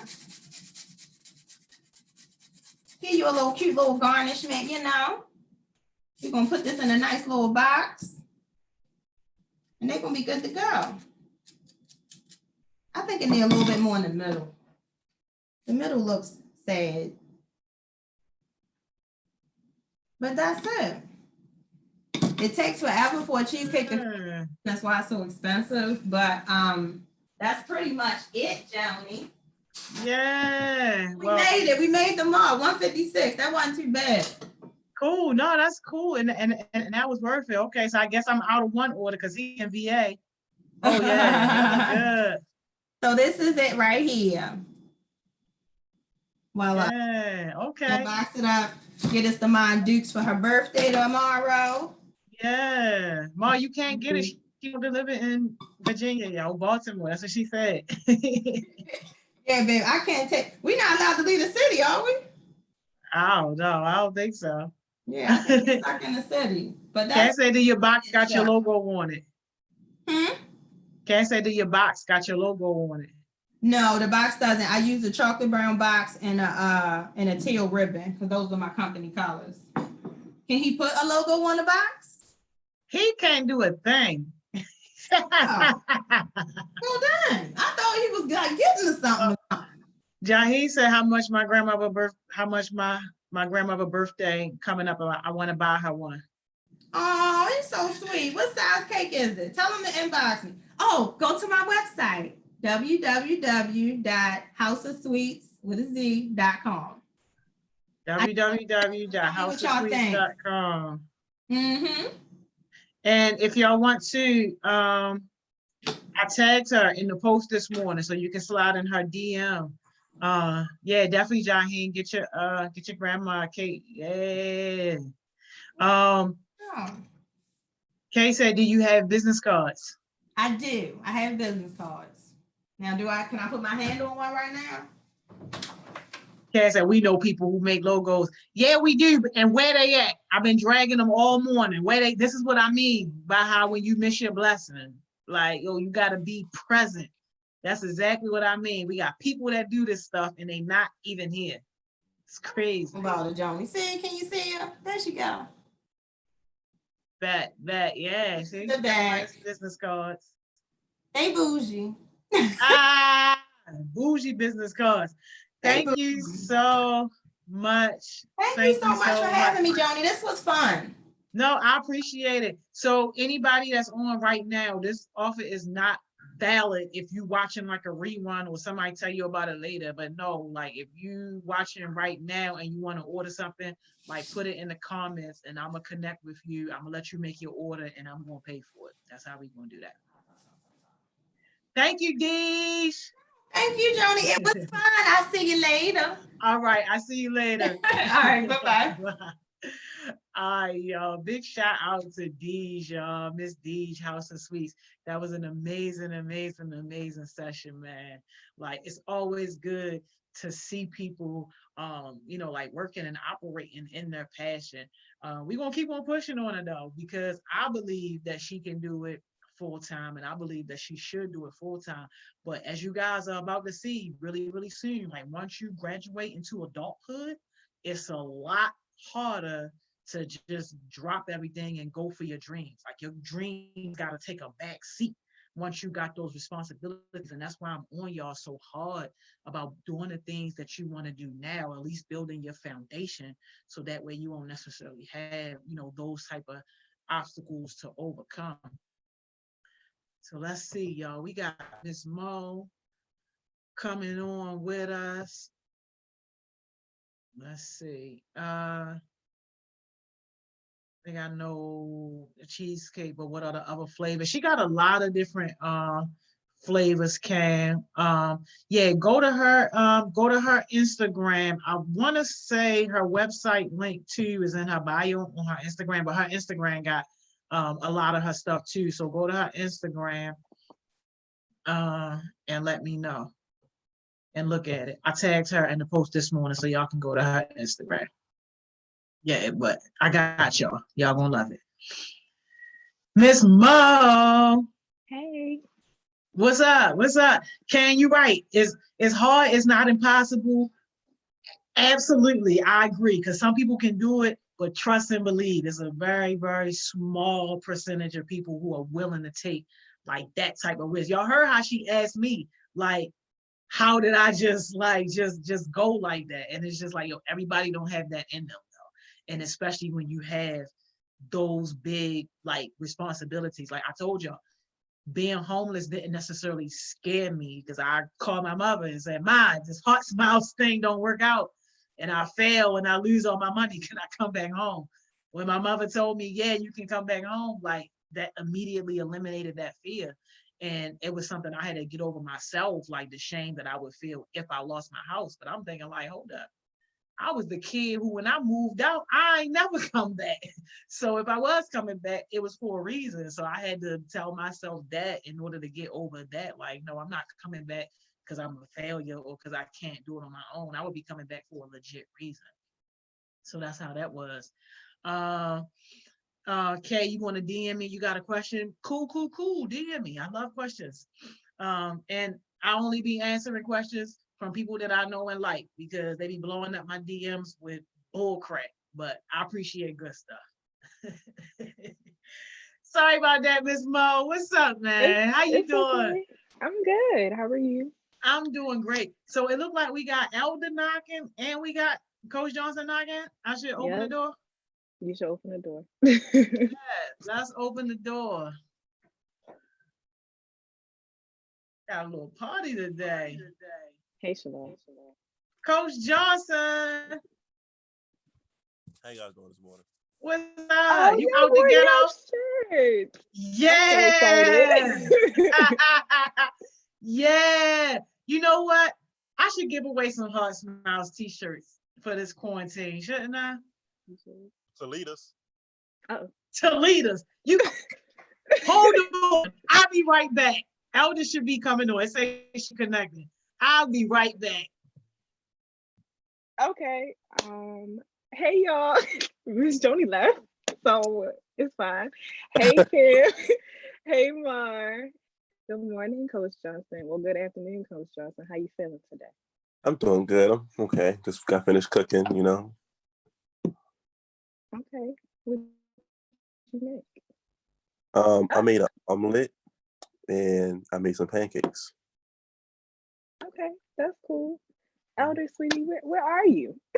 Where you at, Elder? Can you hear us? It says connecting to audio. Okay, that's fine.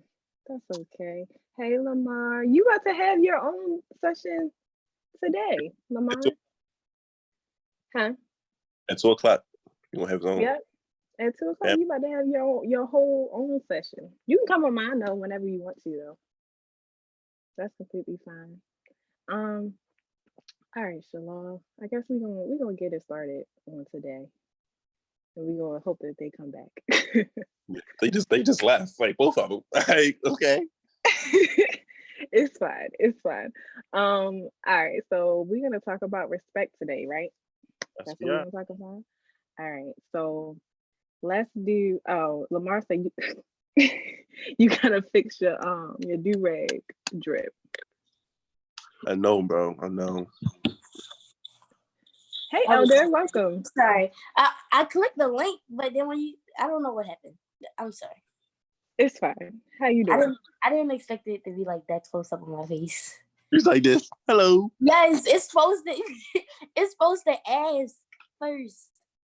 It's okay. It's okay. It's all right. How are you today? Where's Joni at?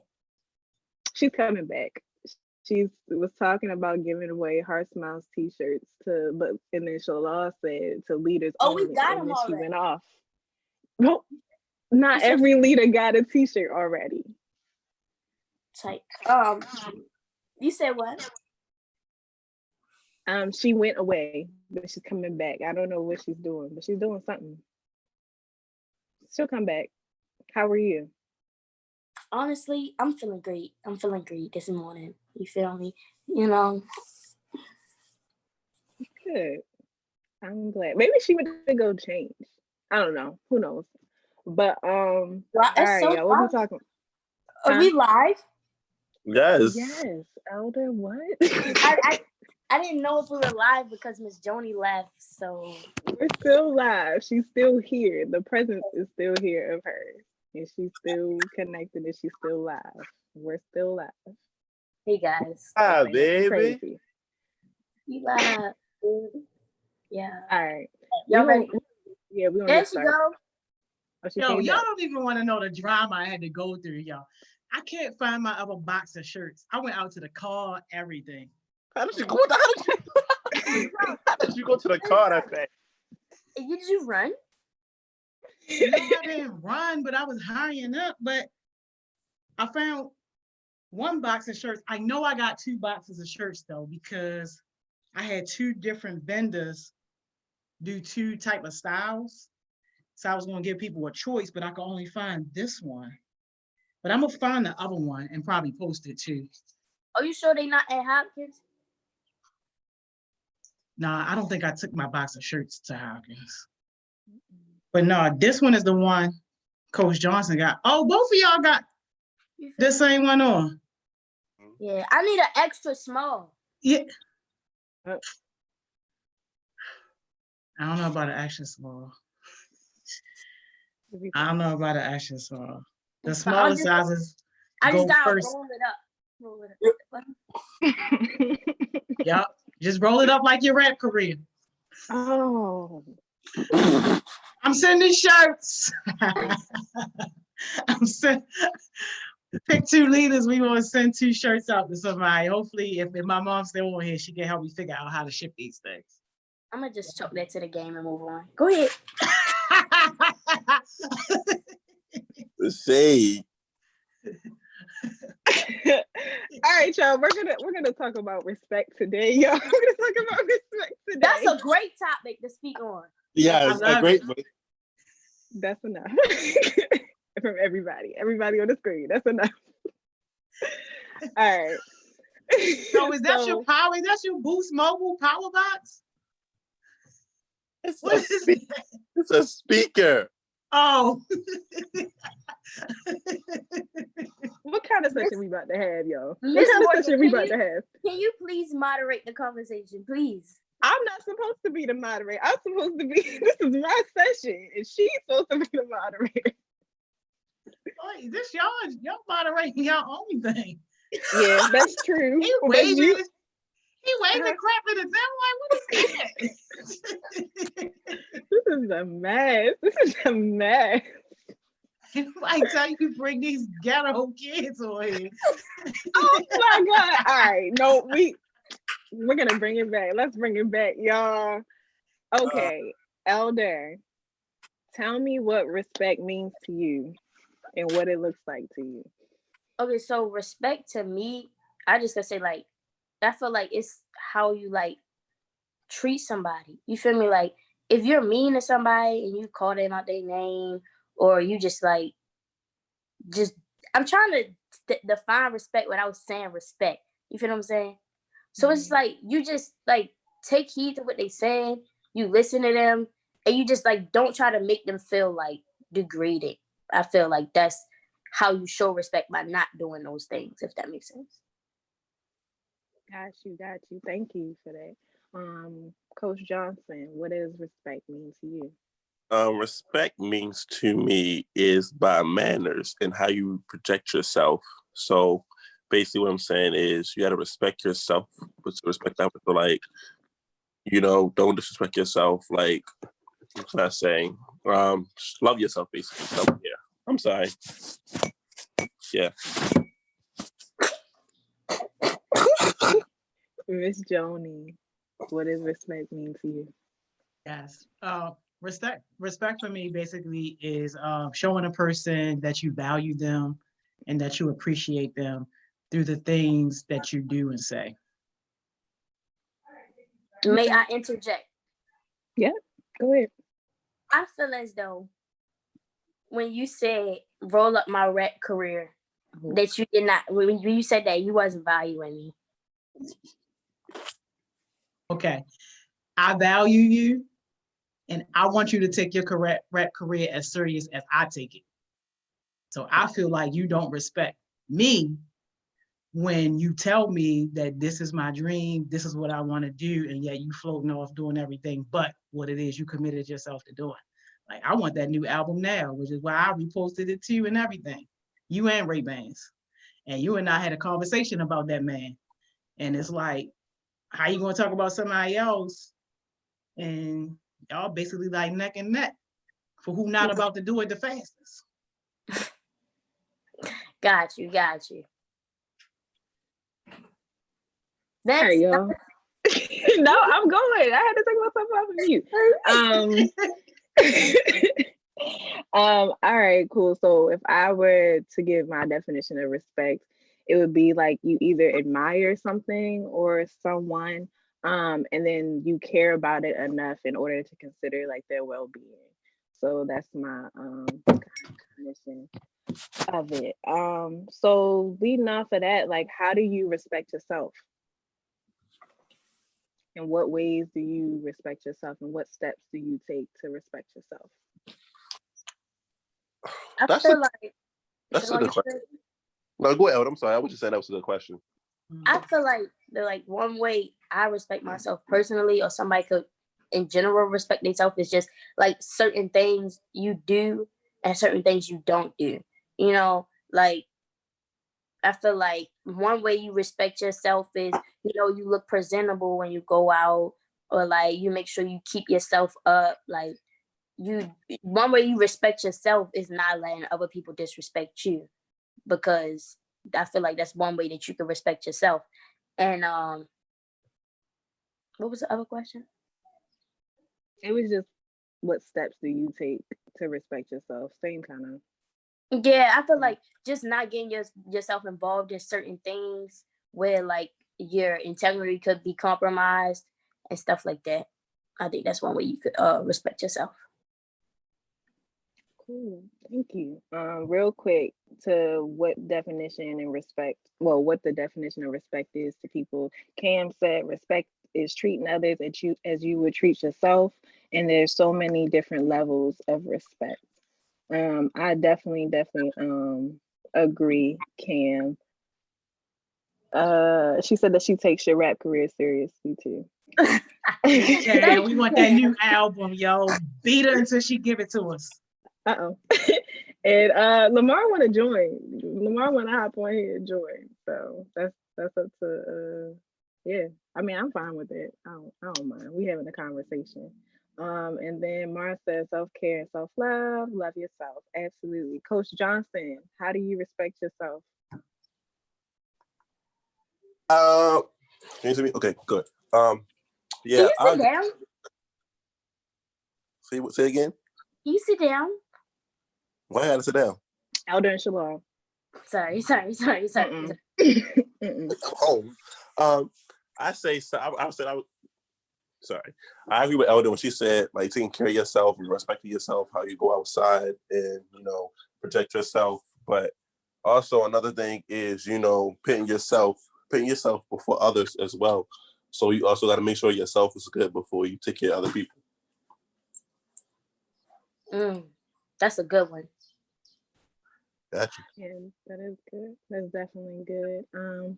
Miss Joni, how do you respect yourself? I respect myself by being true and honest, like to who I am. I know people may have like their different opinions, about me, about what I do, but just me really loving myself first and respecting myself enough to really be authentically who I am, regardless of what, other people might say or think. Like that's the way how I show respect to myself. Yeah, shorty. I heard you. Yeah, no, I agree, and thank you for sharing that. And just to add, I mean, mine, and this is something that I've learned recently. It's just like not letting other people or other people's opinions control what I do. So that's one of the ways that I would respect myself and respect my space. So thank y'all for sharing that. All right, so if somebody's like respecting you, right? What are they doing? What does that look like for you? If somebody is giving you their respect, what does that look like to you? Can I go I feel first? like, Please. I'm sorry. I gotta go first. So are you in the bathroom? yeah, I was doing something. So I would say when people respect me is like what Ms. Joni said earlier about valuing and like taking heed of what I do. So like a perfect example, I'm gonna be real with you guys. You guys are my family and stuff in HeartSmiles. So I'm a basketball coach at Metro Henson and stuff. And this is person that don't like what I do and don't respect me at all about anything I do. So, and I feel as though like they don't respect me, but you got the principal and like the parents or the parents of the team, they respect me as well. So they show me respect about what I do and what I'm taking my time out to do for the kids and for the community as well. So yeah, that's why I wanted to go first. That's at a good point. Sorry. I like Yeah, that. and I almost got in a fight over that one. Yeah, it was serious. It was serious. Go ahead, My Elder. turn. Okay. Sorry, y'all. I was caught up in the moment. I feel like the way somebody could respect me is just like, even if I think one way that you can really, really show respect is even if you don't agree with somebody, like, and they do something that you don't like, you still like respect like how they feel. Because my mother used to always say, just because you don't like what they say or how they feel, don't mean just disrespect them. So even if you don't agree with somebody, you still just say, yeah, I see where you coming from with that, or I don't agree, but instead of just like being like, well, you're wrong and you're stupid too. Like that's wrong. But I feel like another way that somebody can show me respect is just like the way you talk to somebody. Like, because you could be irritated about something that don't have nothing to do with me, but when it comes time to talk to me, you got an attitude, and I'm like, that don't make sense. So definitely, because you can tell by certain people, like for instance, like Miss Joni, like if something is irritating her and I go to talk to her, she's not gonna be like, what, Elder? Like, because that situation don't have nothing to do with me. So it's like you can tell, like, okay, that person showing me respect and stuff like that. Why everybody on mute? Like, Because it's respectful that when another person is talking, so no background noise is heard. The only person that we have to mute is Shalom. Everybody else is fine. No, because if you're talking, we don't want to hear like in the background. Because like right now, somebody's outside. Y'all in the ghetto. That's not what I meant. I meant somebody's outside. Like no, that's not what I meant. But it's fine. It's okay. It's people outside making noise outside of my house right now. Is what I'm saying. All right, Miss Joni, what does respect look like? What does somebody respecting you look like? What will they be doing? What are their actions and things like that? So like for me, especially as like an older person, it's giving me the benefit of a doubt. And that's not to say that I disagree with anything that that they have already said, because I definitely agree with all that, but just something different, like that benefit of the doubt to me is a big respect factor, because too many times when you do something or say something that people might not necessarily like or don't understand, they automatically assume that you had bad intentions. And I'm like, yo, I have earned my benefit of a doubt. We should all give it, even if people haven't earned it, give it until they, have proven that they're not worthy. But like, I have earned my benefit of the doubt. So know that if I say something or do something that don't feel good or that don't sound good or that you don't like, know that it's coming from a place of good intention. So give me that respect of responding in a way that is not going to damage our relationship or that is not going to be, disrespectful towards me, because I've earned for you to just kind of already know up front that if I'm doing something that is for good reasons, even if it don't feel good in the process. Yeah, I definitely agree with that. Yeah, me too. Me three. And so just to add on to that, respect, if somebody's respecting me, they don't mistake my silence for ignorance. And they don't mistake my silence for like not knowing, for lacking intelligence. So that's what that looks like for me. Hey Lamar, Hey, how you doing? It's a party. it's a party. It's a party. So just now I asked everybody like, what does respect look like to them? So if somebody is respecting you, what are they doing? Like they basically, like I say, like respect to me is like honestly, like if somebody treat me like a regular human being, like I don't need somebody try to make it seem like they over top of me or nothing. Like I understand if you over top me, but like make it seem like, I'm not saying make it seem like we equals, but like at least establish that connection where you could talk to me as a human being, and not as like a teacher to a student. Like talk to me like you trying to help me learn, not that you're just teaching me. Like I like to establish like an equal connection. Like that's what I could see as respect. I like that. Agreed. Yeah, no, y'all all kind of shared different perspectives of what it is. And I think to add on to that, respecting somebody kind of includes like knowing what respect looks like to them. So definitely, thank you for sharing those things. So talk about a time where you were disrespected, and either you try to talk about a time where you handle it, in a positive way.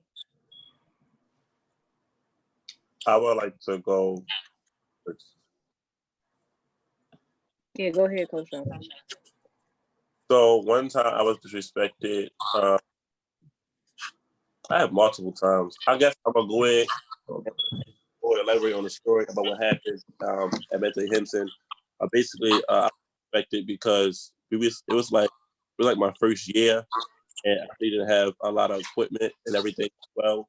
So the first thing I had to do was use someone else's equipment or use others' coaches' scoreboards was when I say.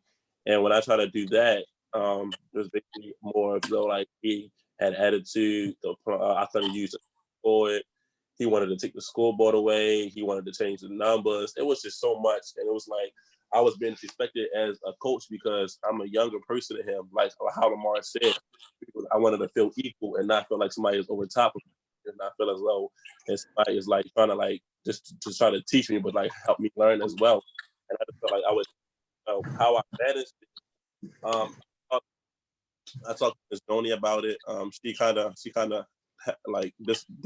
this escalated the situation, but then I was more able to just talk about it and talk to her about it. Now we have this, when we see each other communication, we'll see each other high and by, respectful, but nothing more disrespectful or anything like that now. Thank you. Lamar, did you want to go next? No, I can't really think of a time I was disrespected. You're fine. Okay, cool. Elder? I think it's kind of hard because I feel like we all get disrespected very often, or maybe it's just me. But I feel like everybody has moments where they get disrespected. So I'm trying to find one that really makes sense. I'm gonna share two things. one thing I think like is just disrespectful that happens to me a lot. I was like, if I'm trying to have a conversation with you and you like looking at your phone and it's like a serious conversation, I'm just like, do you care? Like, do you hear what I'm saying? And one example of me being disrespected was recently. So one of my friends, I was trying to do something on my computer. Like I was working on my computer and my friend was like, I can't hear the TV or you on the phone. I'm like, I'm working, you know? And it was like, ugh, I don't care. And they stormed out the room. And I was like, can you close the door? And I was like, no, I'm not closing the door. And I was like, did this person just disrespect me? Like, it make you think, like, did they just disrespect me? So I think one way that I handle it is I just remove myself from the situation before, like, I get out of character. Because at home elder and outside elder is two different people. And I could get angry really fast. So I was just like, I'm going to just close my door, go back to what I was doing, and just try to de-escalate the situation until later on. All right, thank you. Thank you for sharing, Elder. Miss Joni, can you think of a time where you disrespected and how you handled it? Man, think of a time. I got multiple times. I could go ahead and just I'm not the only one. Tell you, no, you're not the only one. Absolutely not. I mean, and like, regardless of what level that you're on, sometimes it's being able to recognize like when it is. But you do got some powerful, powerful comments in the comment section, y'all. So I am reading those comments. I need to make some time to reply, but those comments are on point. But as far as my times, I'm gonna give you a couple. So very disrespectful when people call you and beg you for money behind the scenes, and you lend them the money and then they flexing on the gram like they got all this and all that. Like, first of all, that's not an accurate picture of who you are, and it's disrespectful to say that you are a part of this type of family and give people that type of false reality of how you living, and to be flashing money when you owe somebody money. That I feel is very, very disrespectful. Probably the most disrespect was when I trusted a kid basically with everything. Trusted that kid to run a program, trusted that kid to lead other kids, trusted that kid with money, and then they decided to basically run through some of the girls on the program, steal money from some of the people on the program, and disrespect some of the people that was in the program, like other kids, the same kids who were already broken, who were already hopeless, who were already looking up to us to, you know, help them do better in life, completely took advantage of that situation. And I felt extremely, extremely disrespected. And the last time that I'll share with you guys is just professionally. Y'all know that I wear this all the time. So one time I felt very disrespected when somebody offered to get me more clothes because they didn't feel like what I was wearing was appropriate for me to perform my job, which was to do and execute my training session that I had planned to do. So for somebody to say that to you, like, can you imagine? Like, I got 5 minutes before I'm about to be on stage and they having this conversation with me like, well, what size do you wear? Because that your dress code is not appropriate. Felt very disrespected. Yo, that's crazy, bruh. That is crazy. I feel like, I'm sorry. I feel like another way that I feel disrespected is if somebody asks me for advice, like genuine advice, and I take my time. If we on the phone for more than 10 minutes, I'm taking my time. If I take my time and I give you like thorough advice, and then you go do the opposite thing, I just be like, what was your point in calling me? And it's okay to not always take everybody's advice because it's your life. You can do what you want. But if you're going to do what you want after I gave my time, just let me know. I don't want to find out on the gram that you did what you want. Like, just tell me. So I decided that I was going to take a different route.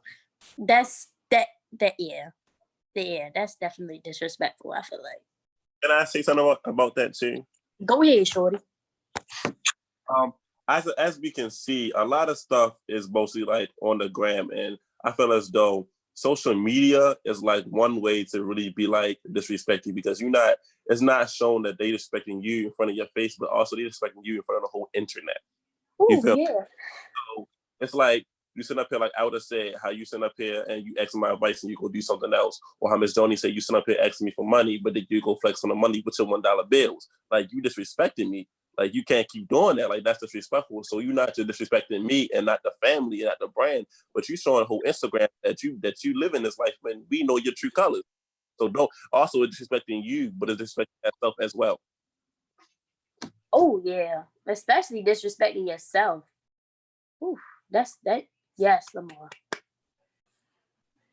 Yeah, yo, thank you for sharing those. I'm gonna ask a couple questions, but I'm gonna read some of these comments because Mar and Cam are in here definitely saying some things. So Mar said, people hate to see you win. That's why they tell you things to take advantage of you. They don't want to see you happy. Cam said, right, and you have to have a good tone. Someone said people don't like to see you doing good or being a step ahead of them in life and the goals that you want to be accomplished. And then Mara said they get jealous of what you have and they want to be a part. And jealousy turns into hate turns into war. Everybody want war when they feel like they not getting attention. Yeah, y'all, it's definitely a lot of comments in here. I'm gonna need to reply to some of these too. But yeah, we were having, just kind of those moments. So just want to ask a couple of questions, Ms. Joni in particular, and then Elder too. Ms. Joni, when somebody, was literally having a conversation with you about changing your clothes, like how did you handle it in the moment? And how did you handle that? In that moment, I felt like I handled it very well, only because I was extremely confident in like my abilities. And up until that point, like every single time that I had spoke, gave a training, whatever, they always treated me like Beyonce afterwards. So my deal with her was, not only am I going to do this training for free, if at least more than half of the room, and it was like a little over like 200 people in the room. My deal with her was, if at least half of these people don't beg you to bring me back, not only will I do the training that you already booked for the next day for free, I said, but I'll also wear whatever it is that you want me to wear. You just tell me and I'll go to Nordstrom or whatever and get whatever you want me to wear, and that's how I'll come dressed. But after the situation and she saw the response and how people was lined up to talk to me and how everybody was saying that they need more of those type of trainings, not only did they become like one of my highest repeat customers, she also did extend an apology and, just say that was her own ignorance. She was like, when you in this corporate world and you are only used to dealing with one set of people and getting things and doing things one way, she was like, me seeing somebody in, sweatpants and a t-shirt, like that was just, I couldn't fathom that. And she was like, but your work definitely speaks for itself. And she was like, now I see why you came so highly recommended, because she had heard about my work through word of mouth. Yeah, thank you for telling people that, because that kind of goes in response to Cam said, how do you correctly respond to disrespect? And so Elder, go back to your situation and like what happened. Did you address that person as far as like them not taking your advice or them doing, kind of the opposite of what you were suggesting? Usually, honestly, like the way that I address, like if somebody disrespect me, and it's like, sometimes like, I feel like sometimes you just have to choose your battles. You feel what I'm saying? Like, if somebody blatantly disrespect me, like cuss at me, call me out my name, then I'll be like, okay, we had to squash this. But if somebody do something like, don't take my advice, the way that I handle that situation is I just don't give them advice no more. Like if I feel like you disrespected me, then I'm just not going to waste my time anymore. And if somebody like just disrespects me just because I guess like out of anger or something, I'll just say like, look, that's not how we like respond. You feel me? Like if we outside, you want to respond like that, that's cool. But in my house, we don't respond like that. Like if you have a situation, you have a problem, we can talk about it and we can figure that out. But to go off of something Miss Joni said, like I said, like for me, like I have to choose my battles. I had to choose my battles. You feel me? Like for me, especially because I'm young, like a lot of times, like people, like adults, they'll mistake me as a boy. They be like he, and I have to say to myself, is that person trying to disrespect me, or do they really not know? Because like one time somebody had said on an email, they had said he, and I was like, well, what do I say to that? Like, do I cuss her out now? Like, am I on go mode? Like, no. I had to say, I just said, who are you referring to? Because she said, I'm so sorry, I didn't mean that. I was typing too fast, So it's just like, for me, I have to like think about certain things. Like if I'm in a store and the cashier accidentally called me a he, I just be like, just give my change. Like, I don't even feel like breaking it down. Just give my change. Like, it's just certain things that I just like have to think about. Like, am I really gonna fuss with this person? Like if like my one teacher, he didn't speak no English. And he said he, I was like, sir, I'm a female. And that was it. So it was like, I'm not ready to chalk this man out if he don't know, So I just feel like you have to like really see, like, is this person trying to disrespect me or do they just not know? Because some people be know. Oh, okay. Thank you, Elder. No, that's a very good example. And thank you for sharing like kind of how you dealt with that in certain situations. Lamar or Shalal, how do you correctly respond to disrespect? Okay. How you correctly respond to disrespect? I say personally that I correctly respond to disrespect is by like, it's either one, just because I'm a nonchalant person, I'm not gonna let it get to me. So it might catch me on an off day, and they might catch me on an off day, and I might retaliate a little bit, but then after that, like I'm gonna just give them like a dry vibe, and then they gonna be like, oh, this not what he wanted. So like it's like I don't let it get to me, but then again, I try to disengage it fast because it's like you're not gonna mess up my whole day or week. Like that's dead. Thank you, Lamar, for sharing. Shalal, did you have anything that you wanted to say about that? Yeah. How you correctly? I mean, in school, like when I go to school and stuff, and like, because I think everybody can agree with this.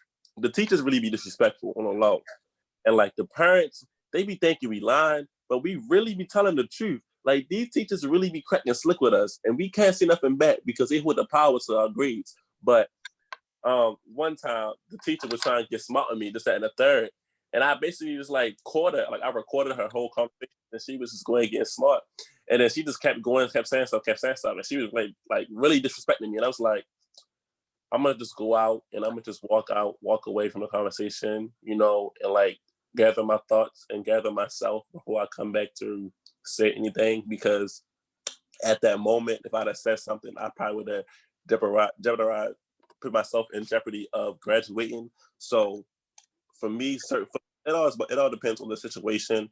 But that certain situation, I had to walk away and like actually like calm myself down and figure out what I was going to think. Figure out what I was going to say, because if I was just going off the dome in the school and just say what I wanted to say, I probably would be graduating. So yeah. I feel like to go off what Shalal said, I could definitely say like one time I did not like, and I could say this, I did not like carry myself as a leader at all, because I was acting like usually when I respond to disrespect, like I respond to it like with my mind and not my emotions. I remember one time, oh my gosh, I was running late for work and I was leaving school and I had to get on the bus, and the bus was coming and the bus saw me, and I was standing on a yellow line. And it was cars coming from this way. So I was like, I was in danger. Like I was trying to get to the bus, and the bus pulled off after he seen me right there. So somebody was driving and they was like, you was trying to get on that bus? I was like, yeah. So they picked me up. They chased after the bus. I get on the bus. I'm like, yo, F you, what's wrong with you? I know you see me right there. And after that, I was like, I shouldn't have said that. Listen, y'all. Listen. I know y'all like, oh my God, Elder could never. No, yo. No, like that man really, like, he's so, I was like, did you see me? He was like, yeah, what you wanted me to do? Stop? Bruh. I felt disrespected and I was angry. I cried a little bit because I was really mad. I shouldn't, that's a way that you don't respond, is what I'm saying. That's the example that I'm trying to say. Don't respond like that. Don't respond off how you feel, because I was so angry. And then for it to come back, Miss England was like, she was like, you cussed out a bus driver? I was like, huh? And she was like, yeah, I know him. And I was like, oh my God. And it's just like, you just have to think. Just think before you do stuff. Because I was like, I'm thinking I'm never going to see this man in my life again. That's the reason why I said that. Because of course I'm not going to say that to one of my teachers, because I'm like, it could come back around. But I was like, I'm never going to see this man again. He disrespected me. I'm going to disrespect him back. And now it come back full circle. And I'm like, oh my God. Okay. So yeah, the point is what I'm saying, kids, is don't respond try not to respond off anger. Just give it a second, breathe, and then continue. Thank you, Elder, for giving us an example of what not to do. But no, it's also big of you to kind of, reflect back on that situation and recognize that you were, he definitely was in the wrong, but you were in the wrong as well. And it takes a big person to be like, all right, you know what? I was wrong. I shouldn't have responded like that. So thank you for giving that example. And thank y'all for giving y'all answers to that particular question. So who do you respect? Like, who are the physical, like, people or things that you respect? My mother. Hold up, I don't get to say mine. Go ahead, because we just know you want to take forever. It's like. Dang, you know yes, what? Don't even worry about it. No, Miss Jones, Just skip go over ahead. me. Skip over me. It's No. fine. It's a mess, y'all. That's a mess.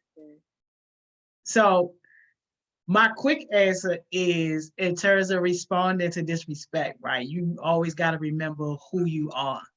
And your response is not necessarily a reaction. Well, it's not a reflection of them. It's more of a reflection of you.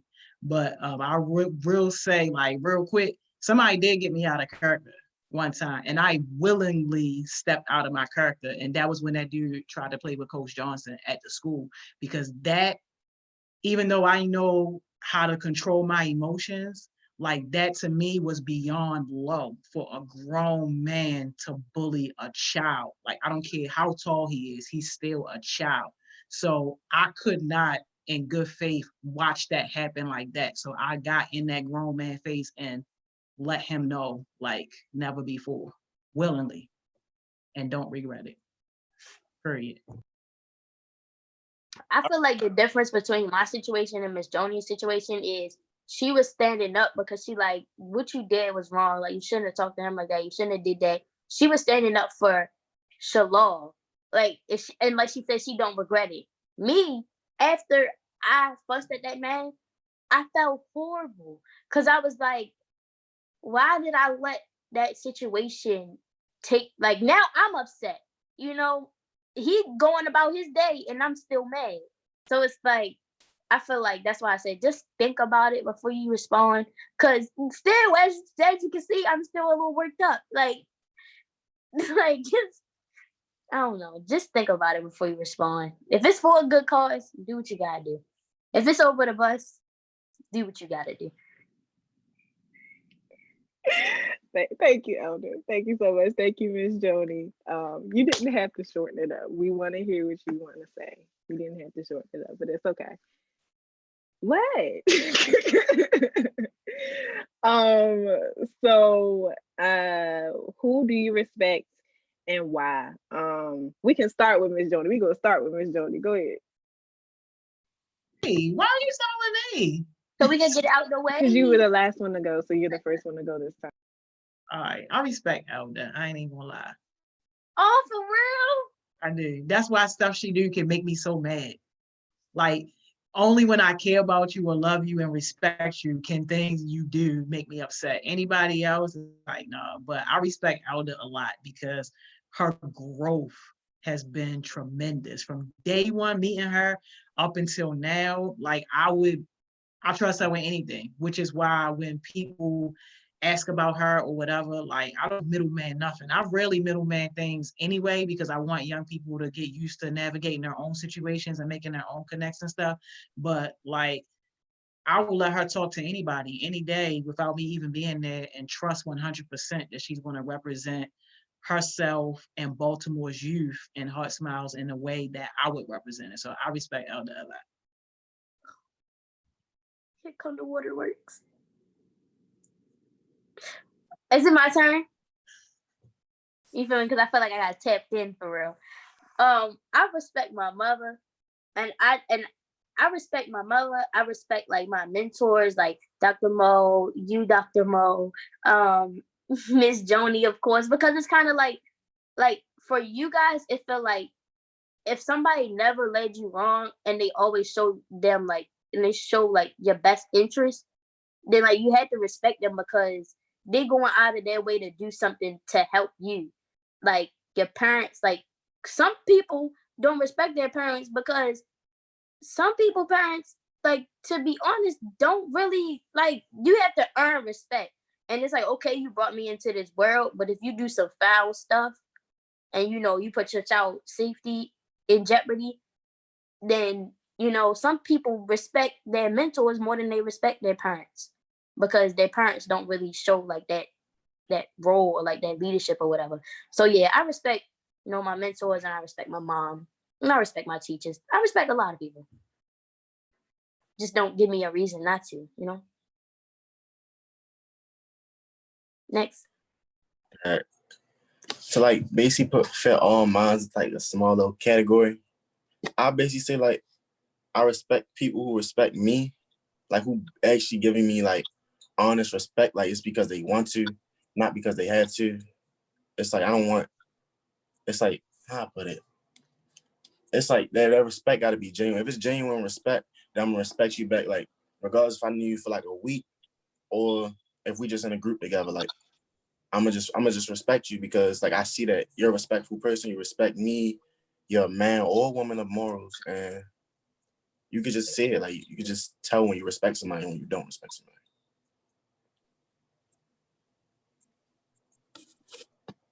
somebody. Then I guess I know. I say I respect my aunt. I definitely respect her.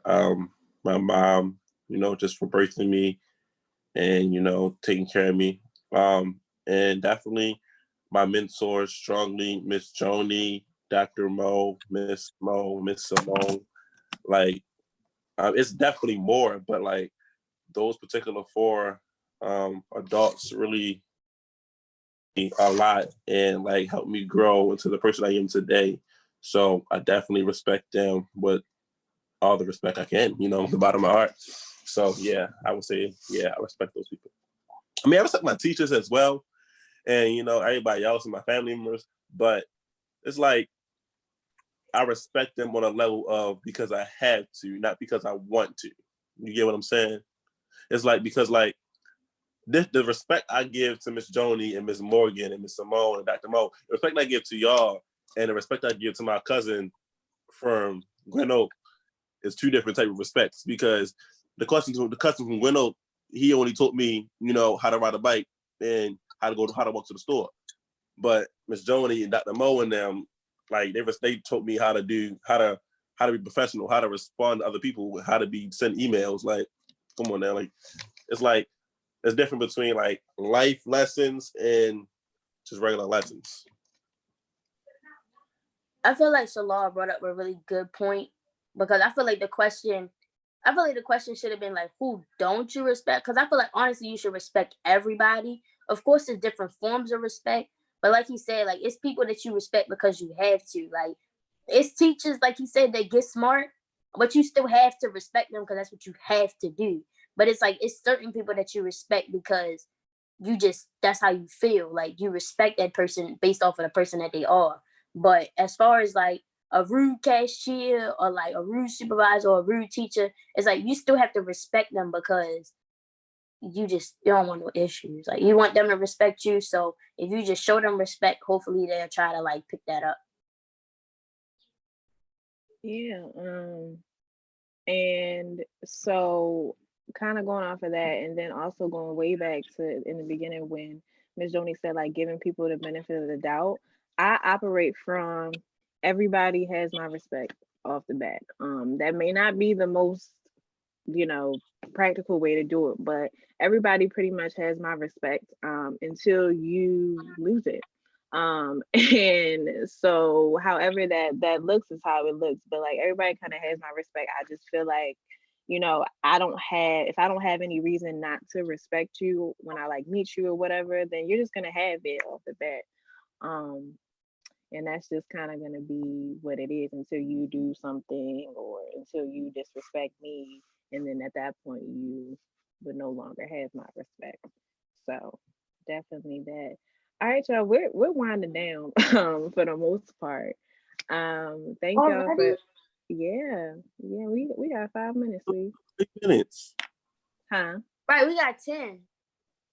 Like it felt like we was only here for 30. I tried to take us out that fast. Listen. Miss Jody counting y'all down. She counting y'all down. Wow. Nah, I know. So we're just gonna wrap up. Just kind of, thank you for being here. Thank you for talking about your experiences with respect and disrespect, and kind of like how to overcome disrespect. And then we could just go ahead and we're gonna all share our jewels. We finna have 4 of them. So go ahead. It gotta be about respect. Elder. Well, I want first. Don't play me on YouTube. I'll just watch everybody else go, and I figure out what we doing. Oh wow. For my jewel today on Success Sessions at 12:51 p.m. I would say this: respect. In order to respect somebody, you have to respect yourself. And by respecting yourself, we have to basically self-care and self-love yourself. So if you don't love yourself and you don't respect yourself, so how you can go out here and respect somebody else and you can't respect and love yourself? That's like loving somebody you don't know what love is. Definitely. Thank you, Coach Johnson. Lamar or Elder? Lamar can go first. No, I insist. You first. Let me get mine. I insist. You was the last to get on God. here, so I think okay. Go first. All right, I got you. I'm gonna do it. Hold on. Because I had it earlier. I'll give y'all a little bit more time. I'll share mine. And Coach Johnson's is actually similar to mine, but mine is people only respect you as much as you respect yourself. Dang, so that wasn't yours. Get out of here. Get out of here. That was it? Yeah. Oh, okay. Well, I think I'm gonna just say, like, basically, like, you gotta give respect to get respect. So if you're disrespectful to somebody else, don't expect them to be respectful to you. So and if somebody disrespectful to them, just try to kill it with respect. If somebody constantly disrespects you, just say, okay, I'm sorry you feel that way. And hopefully they'll see like, oh, well, clearly this person not fazed at all. So just like if somebody disrespecting you, respect them. Respect somebody, they'll respect you back. Keep it mutual. Yeah. I got one now. It's not the same one. Huh? It's your time to shine. Got it. Got that. What I was gonna say is, at the end of the day, everybody's equal. Like regardless if somebody don't respect you or not, the minute they better than you, it's just their opinion on the world. So you can't get mad at the fact that somebody they don't like you or they don't respect you. Only thing you can do is just show them reasons to. I'm not saying like be pressed for somebody to respect you, but like give them reasons to respect you. And if they don't take those reasons to respect you, then that's on them. You can't let that depict how you feel or how hard you gonna work or like anything of that sort. Like if they don't respect you, then they don't respect you. It's nothing you can do with that. I'm gonna do about that at the end of the day. At the end of the day, you could just better yourself. And I'm not saying flex on them, but like, yeah, show them like, yeah, you should have respected me. Thank you for sharing your jewels. Miss Joni, it's being requested that you drop one too. We need 5. Yo, it's crazy. All right, I'm gonna say, let your character demand your respect for you. Like if you want respect, then be respectable. Start with paying people back. If you borrow money from somebody, I don't care if they ask for the money back or not. You show up with the money that you borrowed from that person. Instantly, you gain respect. When you make a promise or a commitment, I don't care if your leg got cut off. You keep that promise or you keep that commitment, instantly your respect goes up. So be respectable as best you can, and you will automatically have your character speaking for you, and then you ain't even got to worry about nothing else. All right, y'all, we had 5. Thank y'all for coming on and talking about respect. Thank y'all in the comments for, putting your comments and your thoughts out there too. And I'll see y'all tomorrow.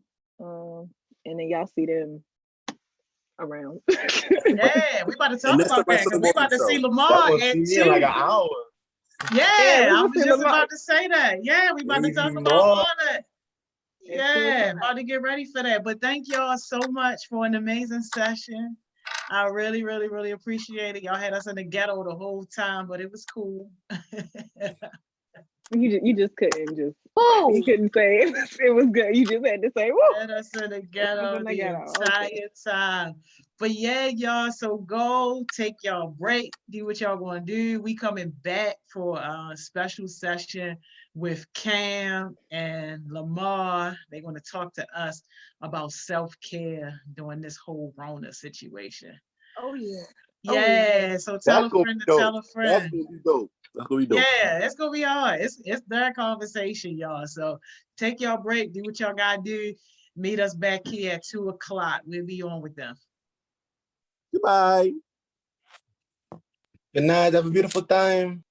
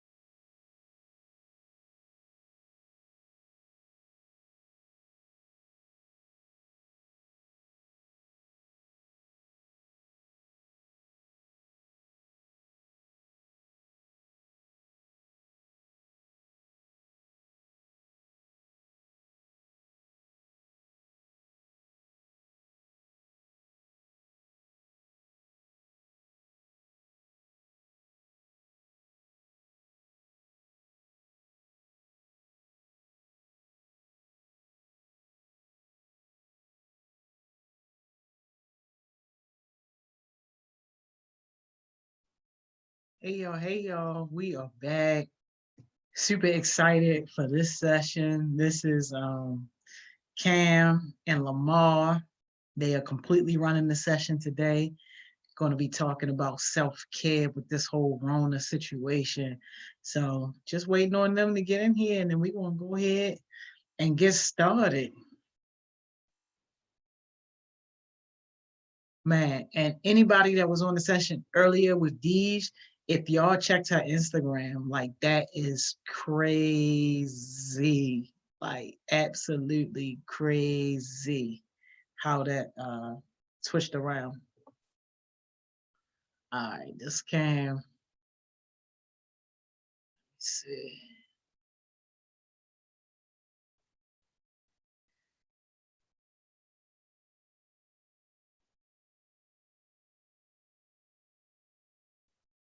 All right, there we go.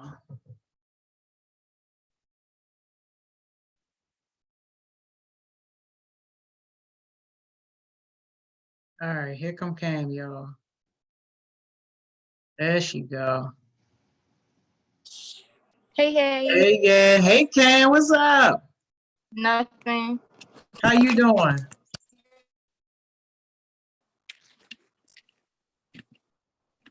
I'm excited about this session. Just waiting on your sidekick to come on the scene. I was trying to see, try to put it on my computer to do it. But like it said, ask me for a password. Cause I got my don't know notes why. You should have been able to just click on it even from your laptop, but I'm about to send you the password anyway, in case if you wanted to do that. Let me see.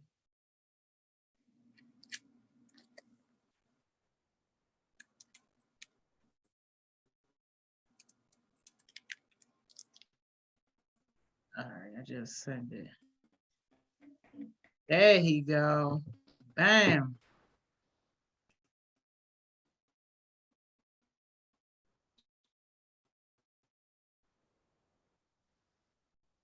Hey, Lamar. Hello. Yo, is that one of your wave caps? My do-rags? Yeah. Hey. Yeah. I gotta mix it up. Okay, so that's the actual product. So if somebody was watching right now. No. Oh, okay. Nah. This is my personal supply. Mine's gonna come eventually, but first I'm working on like an actual like product like you put in your head, not like a do-rag. Not right now. Disconnection must be. Got you. So what? Okay. Yeah. Because there's this on the phone. Oh, Cam, you are in the ghetto. No, I'm not in the ghetto. Oh, you just came out. You was at first because it said.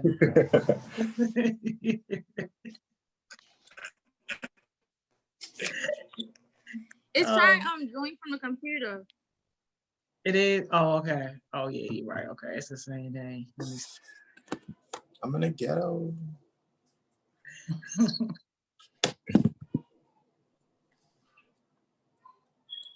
She should have stayed on the phone. It do look cloudy though, but yes. I mean,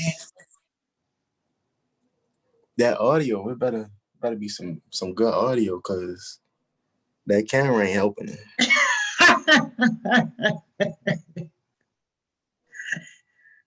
So that camera ain't helping. For real? Like she took it off a BlackBerry or something. All right, stop playing with me. We're not playing with you. We was talking about the camera. No, like BlackBerry. Yeah. He said that's what your screen look like. He said look like you want a BlackBerry. You flexing on them with the BlackBerry. Oh man. Y'all crazy. It's all good.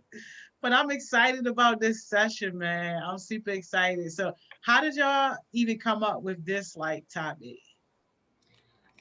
All right, so Miss Mo basically she had been asked me when I wanted to have a session or whatever, because at first I wanted to join a session with code switching or whatnot, but she had she was gonna try to change her schedule around and have like do another topic.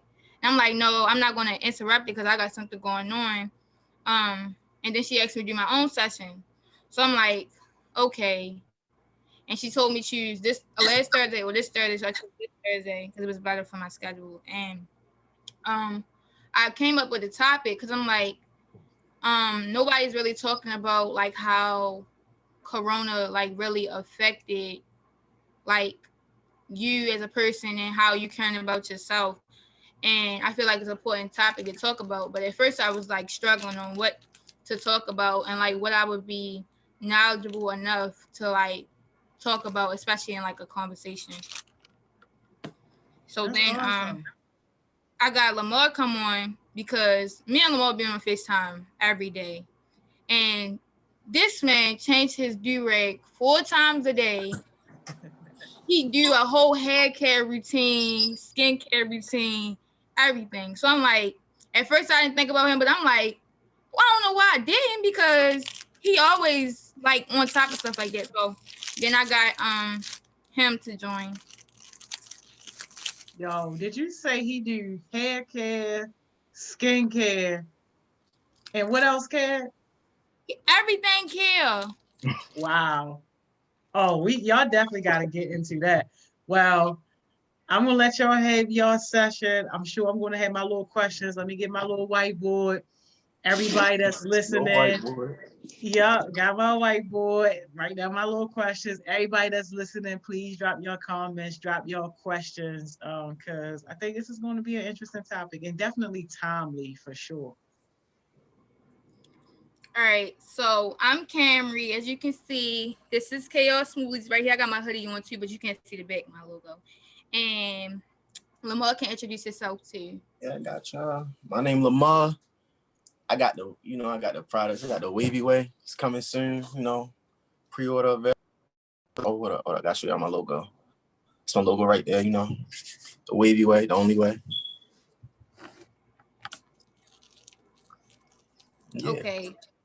So today we're gonna be talking about like how we feel as a result of Corona and like how they affected our self-care routines and how we're caring about ourselves. So I'm gonna give a little bit of background. So today, like I really was stressed out. Like before I got on this call, like I was really like stressed out. I had my teacher had gave me my grade back on this assignment. I had to review this essay. I just was like, I woke up on the wrong side of the bed this morning, but I'm like, ain't no excuse. I got to get on this session today. Like, people got to see me in my best. I got to be smiling. So, like, right before, like, me and Lamar was on the phone, I'm like, Lamar, say something that's going to, like, put me in good spirits or, like, something like that. I got in the shower. I put my business stuff on, got my popsicle. I love popsicles. And then I got my little snack over here. So I'm like, okay, I'm straight. My vibe's cool. And we're going to do this. So, like, my version of self-care right there was, like, making sure I got in the shower. I'm feeling clean, new, like, the best Kamri I can be when I'm on here, especially because, like, we don't know how many people want to see it, people we're going to connect to or anything like that. So that's what my background is. Like as of right now, like what had just happened today, revolving around self-care. But like Corona is like, it can cause you to be like very unmotivated. Like that's what I was going through earlier. I'm like, I got 3 AP tests next month and I'm trying to like revise this essay that can possibly help me do better with my getting college credit on this test. And I'm like, we've been in the house like forever. And it feel like I need motivation from somewhere. So like, how can I care about myself where I can be motivated and I can do my best, like to get through the day? Because it's like, yeah, I'm busy too. A lot of people are busy right now and we're in the house. We don't even have like time to really go out and interact with a whole bunch of people like normal. So it's like, it's important to care about yourself, especially during this time, like where we're like isolated and everything. No, you can get your take. I got you.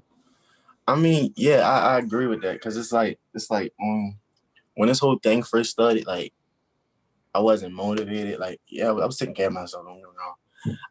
I wasn't motivated. Like I didn't want to do anything. Like I just felt like everything wasn't going how I wanted it to go. So like I just started sleeping all day and stuff like that till I realized like, yo, you can't let this like, well, what basically what I'm trying to say is you can't let this make who you are. You gotta make the best of it basically. I keep stuttering, sorry. But yeah, you gotta make the best of it. So it's like I did that, and then I got introduced to HeartSmiles, and then that helped me. That made me want to do better. You know, when you look good, that's when you do. When you look good, that's when you do better. But yeah, I started realizing that. So it's like, I look good so I can do better. So basically, you're saying that involving yourself and other things and new opportunities basically helped you with your self-care and everything. So like if before, like it improved your self-care because you were now involved with an organization that also cares about your well-being and you doing more for yourself. Yes, ma'am.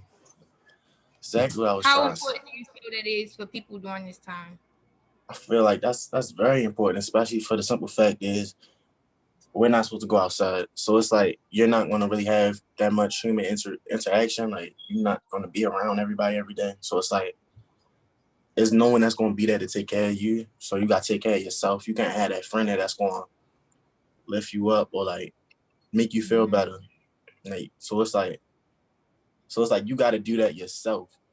So I think by finding groups or like not necessarily just groups, but like finding something that's for you, like your niche, that could help. Like that's very beneficial. So it's like, yeah. So Ms. Joni, how did Corona affect you and your self-care? I know you've been eating steaks and living extravagant and all. Oh my gosh. Corona actually helped my self-care, like believe it or not. I was already exercising daily for an hour. Now I get to add an extra half hour onto my daily routine. It was kind of hit or miss as far as me like eating out. Like my mom had like just started making me food like every day. So part of my routine was before I went to the office, I would stop at her house, pick up my food or whatever. But when like that kind of stopped, I was like, oh man, what am I going to do? So it just kind of forced me to be in the market and to buy, my little frozen stuff and stuff so that I can eat home. And now being home, like I'm back up to drinking like 2 gallons of water a day too. So like I agree with that because it's like now, since it's like I'm not gonna say we don't have nothing to do, but now since we have less to do and we're not outside as much, it's like you could take this time right now to focus on bettering yourself, whether like how it was with me. Like I started a business. If Corona happened, I probably would have never tried to start a business. Like I probably would have been on 2K, playing Fortnite, like it's just like chilling for real. But if that never happened, I wouldn't have thought about the wavy way. I wouldn't have thought about none of that. I would have just been chilling, doing my sports, doing my thing like I was doing at first. Right. That's powerful. Ma, I want to ask you a question because you said something when you were saying about like at first, like you was just sleeping all day. I know kids who are still doing that, believe it or not. Like, what would you say to those kids? Like, if any of them are watching or will watch this later. I can relate to this because I know a few people. But basically, I just say one simple thing like you can't sit there like you sit there, you wasting valuable time. Like you got the world is yours for the taking. So you sitting right there and you not doing nothing. That's the only person that's hurting is you. Everybody else, it could be beneficial to everybody else because you're not in the game. You're not progressing. You're degressing. It's either you going up or you going down. So by you just sitting there and chilling, you're going down. You need to start working and like build yourself up. You got whether it's your confidence, it's your schoolwork. You got to do something that's going up. Something has to be going up. You can't just be sitting there playing the game all day or watching TV or just eating or going out with friends or something. You can't be doing that all day Because then you're not gonna have a life when you get older. By you just chilling and you trying to live in the moment, you living in the moment, it's not gonna, the moment don't last forever. It's a moment. So after that moment, what you gonna do? Yo, it's big facts over here, yo. Real big fact. Listen, you a different kind. Y'all a different kind of youth because, man, a lot of people are not on that. They on the exact opposite. I feel like they touch on though, like how you keep emphasizing to us that youth right here, like our foundation is what matters the most. Like when we're getting older, like the house of Sweetz was saying, like we're gonna have like real responsibilities, bills, and then like we might get scared that we can't do what we want to do with our future because it's already going to be too late. If you plan now and you don't just sit down, especially during this, like we don't know how life is going to be. We're going to be allowed back out the house. Like do something, find a hobby, do something, just like really take the value in the small moments and things so you can build on the future. And like people not really realizing it, even like somebody can say it, but like a lot of people just have to realize that for themselves. I agree with that. Cause it's like, especially like the time that we in now, like, I just don't see why everybody don't see like, this is not like, this whole pandemic is not a negative, but it's technically negative because of like all the deaths and stuff, but like, it's not a negative thing for the people that's still living. You can go out there, whether it be virtual or physical, just stay 6 feet, but you can go out there and you can make your mark, like just make your mark. That's what you born for. You born to make your mark, so do it. Like it's not no sit there contemplating about doing it. Just do it. Like the more you think about it, the harder it's gonna be for you. The longer you wait, the longer it's gonna take. So it's like you can't just sit there and just think like, oh, should I do this? Should I do that? I don't know. You gotta try. If you fail, then that means it didn't work. So that means do something else. Or do something similar to that, but different in a way that it's gonna help you succeed. I can't even hear. You can't hear me? Oh my God. No, I ain't hear you at first. It sounded muffled. Oh, no, I said, where Cam been keeping you all this time? I just more. For real? Wait, what happened?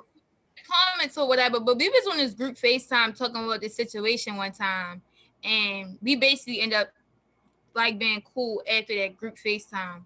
But like I noticed, like when you first meet somebody, you notice small things about them. Especially like with me, I like really be internalizing like how people is and like their work ethic and like what they do by just like little things they do. Like before I even said anything about HeartSmiles, like Lamar was doing his work like all the time. Like every time we'd get on the phone, he'd be on the laptop typing up his paper, SAT prep, like all of that. And then he would be like, he not afraid to get help. Like he'll ask me like, oh, what should I do with this? What should I do with that?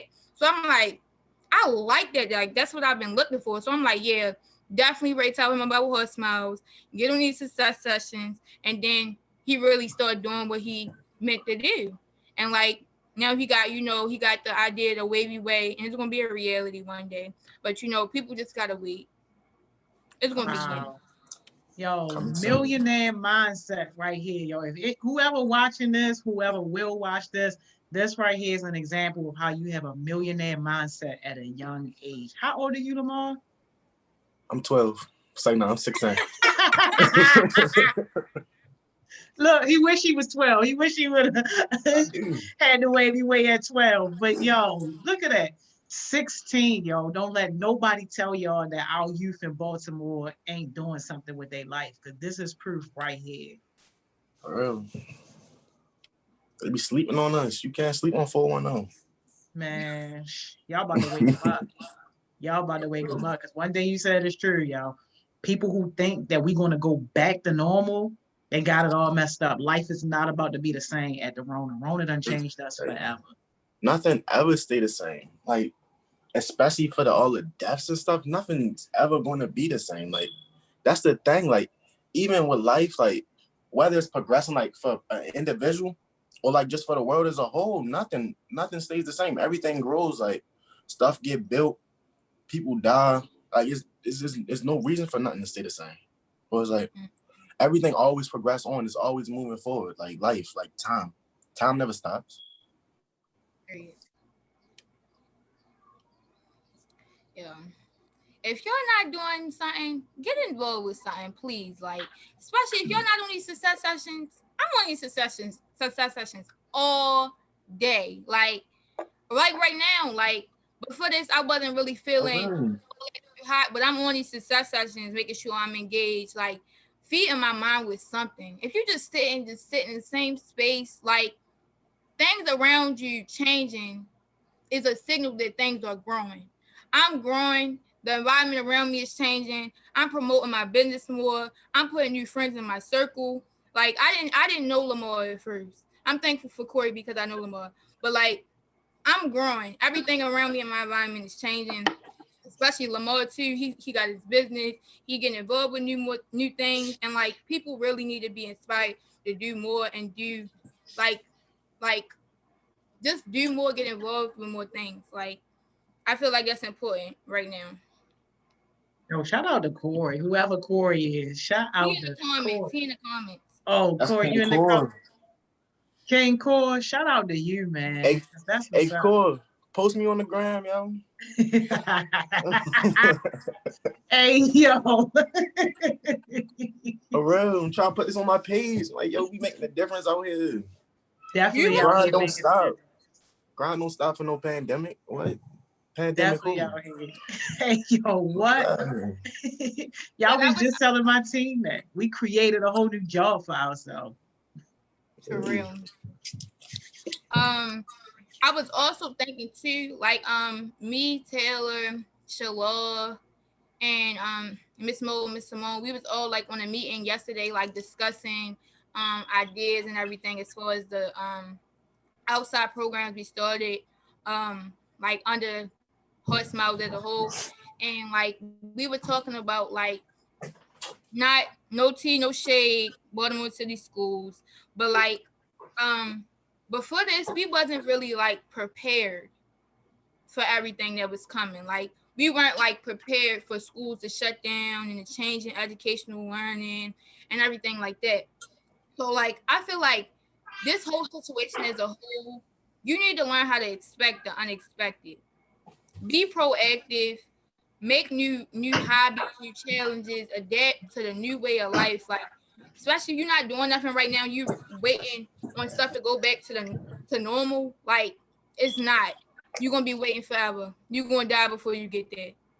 So just adapt to the new changes. Hey, Cam, you went in the ghetto on that last little. Okay. It said new changes. I know.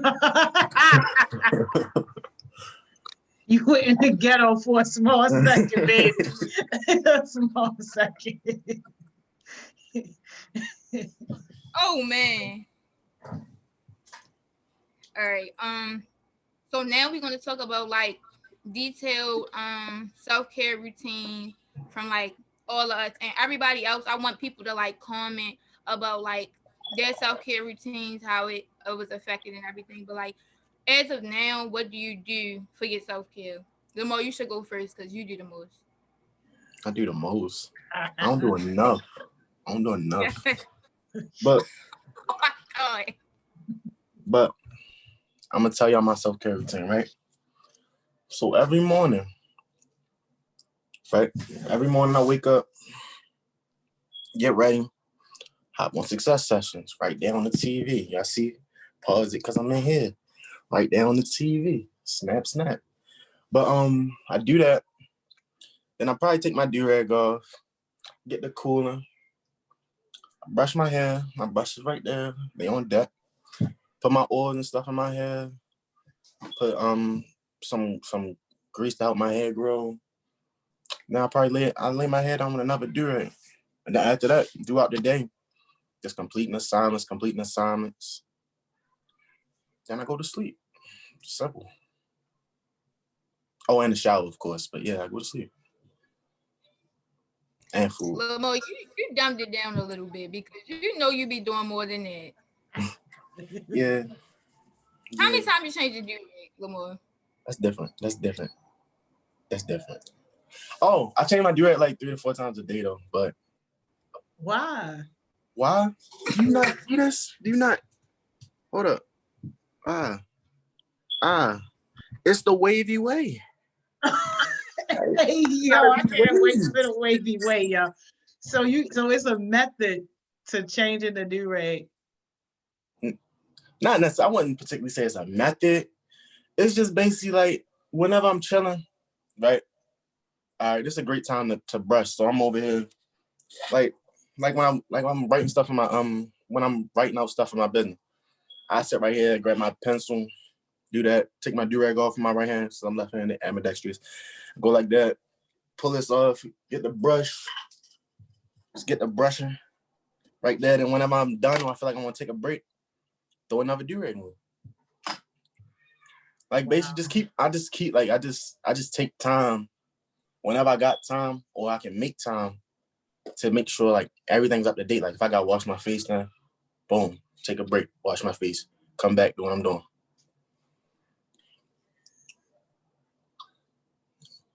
Yo, why everybody smiling? That's creepy. No, Cam is in the ghetto. Yeah, she just looking. No, she froze or something. But no, that's cool because you know what? I can see how all that is going to play into the wavy way. Like when you have your product, because you say your product is not the do-rag. Your product is what goes on your actual hair. Yeah, it's stuff that go in your hair. Like it's all shea butter, like all natural stuff that you need for your hair to either grow, stay healthy, or to make it healthy. Oh yeah, give me some of that for my edges. I got you. Are you gonna be one of the first people to let know? All right, I'm on it. I got a whole list of people. It's ready. I'm ready.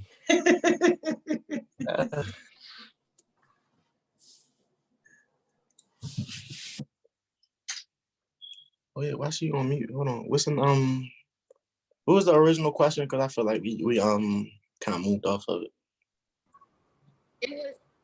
What was your self-care routine, like a detailed care routine?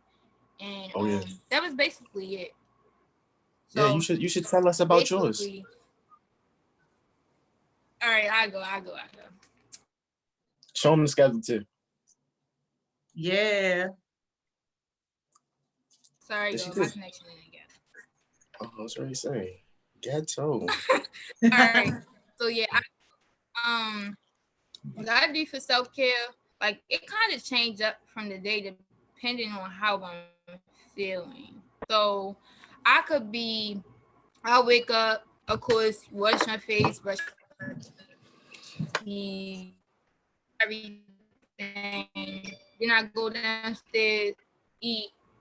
That's like if I'm stressed out, like during the day and stuff, I would like do a face mask or like something like that. Face mask, eat my popsicles, especially when I'm stressed out. What else I do? Chipotle.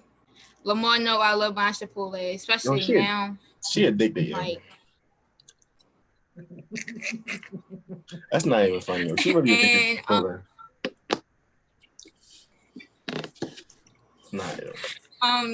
That's basically what I did. Yeah, that's basically what I did. Oh yeah, and washing my hair and that deep conditioning my hair. Deep conditioning, like I just got put on that, but like that's the one. Y'all need to try it. That deep conditioning? Yeah. Mine is definitely my exercise. Like I'm glad I get to exercise a little more, and then my food. Like my self-care, my food. I'm getting my steak, I'm getting my crabs, and I'm gonna have my sweet potato pie. Like that's sweet my self-care. That's good right there. My grandmother be making it. I be wanting to take it to my room. Mm-hmm. Yes, I love it. So like that's like my self-care, like being able to just really kind of relax at the end of the week. So that's why I'm this TGI Friday person now. Yo, Ma said you would look tough with waves. I'm responding to him now. I'm not getting no waves. I'm just getting edges, yo. Well, I can get you right. I could get you right. Have some finger waves. No, what? Hey, yo. Get the finger waves you want. You could dye it all that, like wavy. I'm not getting none of that, yo.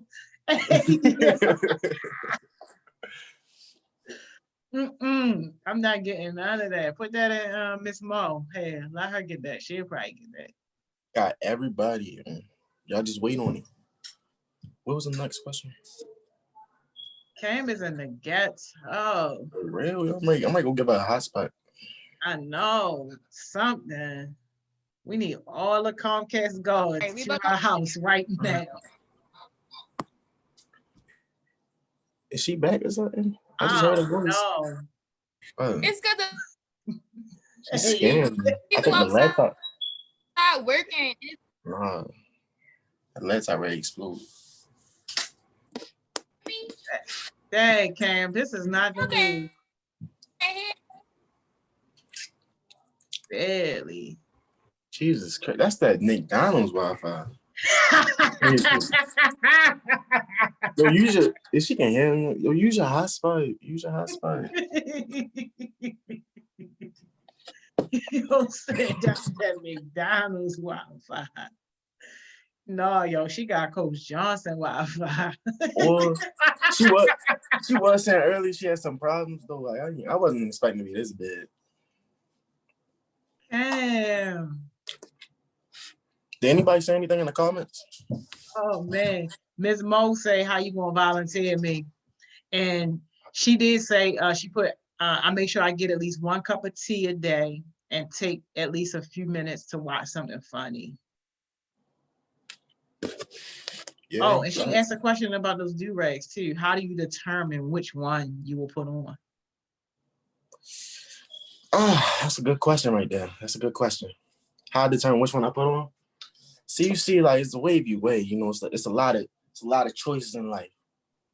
So, say no, I'm flying. I basically get, I just grab one, depending on how I'm feeling, or I get somebody pick it out for me. And Lord Sean said about 4 to 7. I think he's talking about the do-rags too. Yeah, that's my brother right there. Oh, that's your brother. Shout out to Sean, brother. Shout me out. I mean, I don't, yeah. Sean, shout me out. Cam, you out to get I hope she is. Yo, it's screen black. It's black on my phone. It's what? I don't think I camera loaded. Can you see?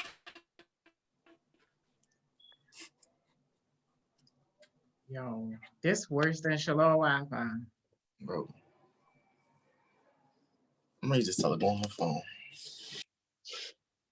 Yeah. Got the iPad on deck. Yeah, I know that's right. She's back. She's back, girl. Yeah. You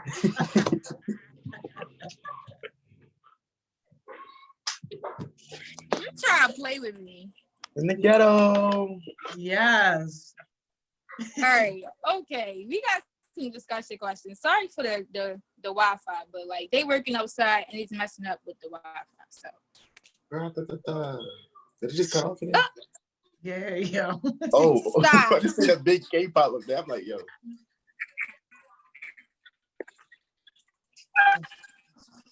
Who put this session together? This is so ghetto.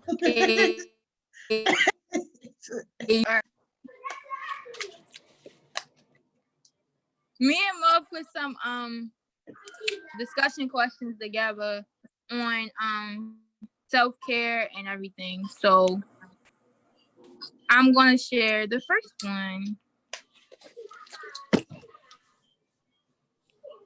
So the first one is, what could you do to relax? Like if you're not already like relaxing now, what could you do to relax yourself, especially like your mind and everything, like now?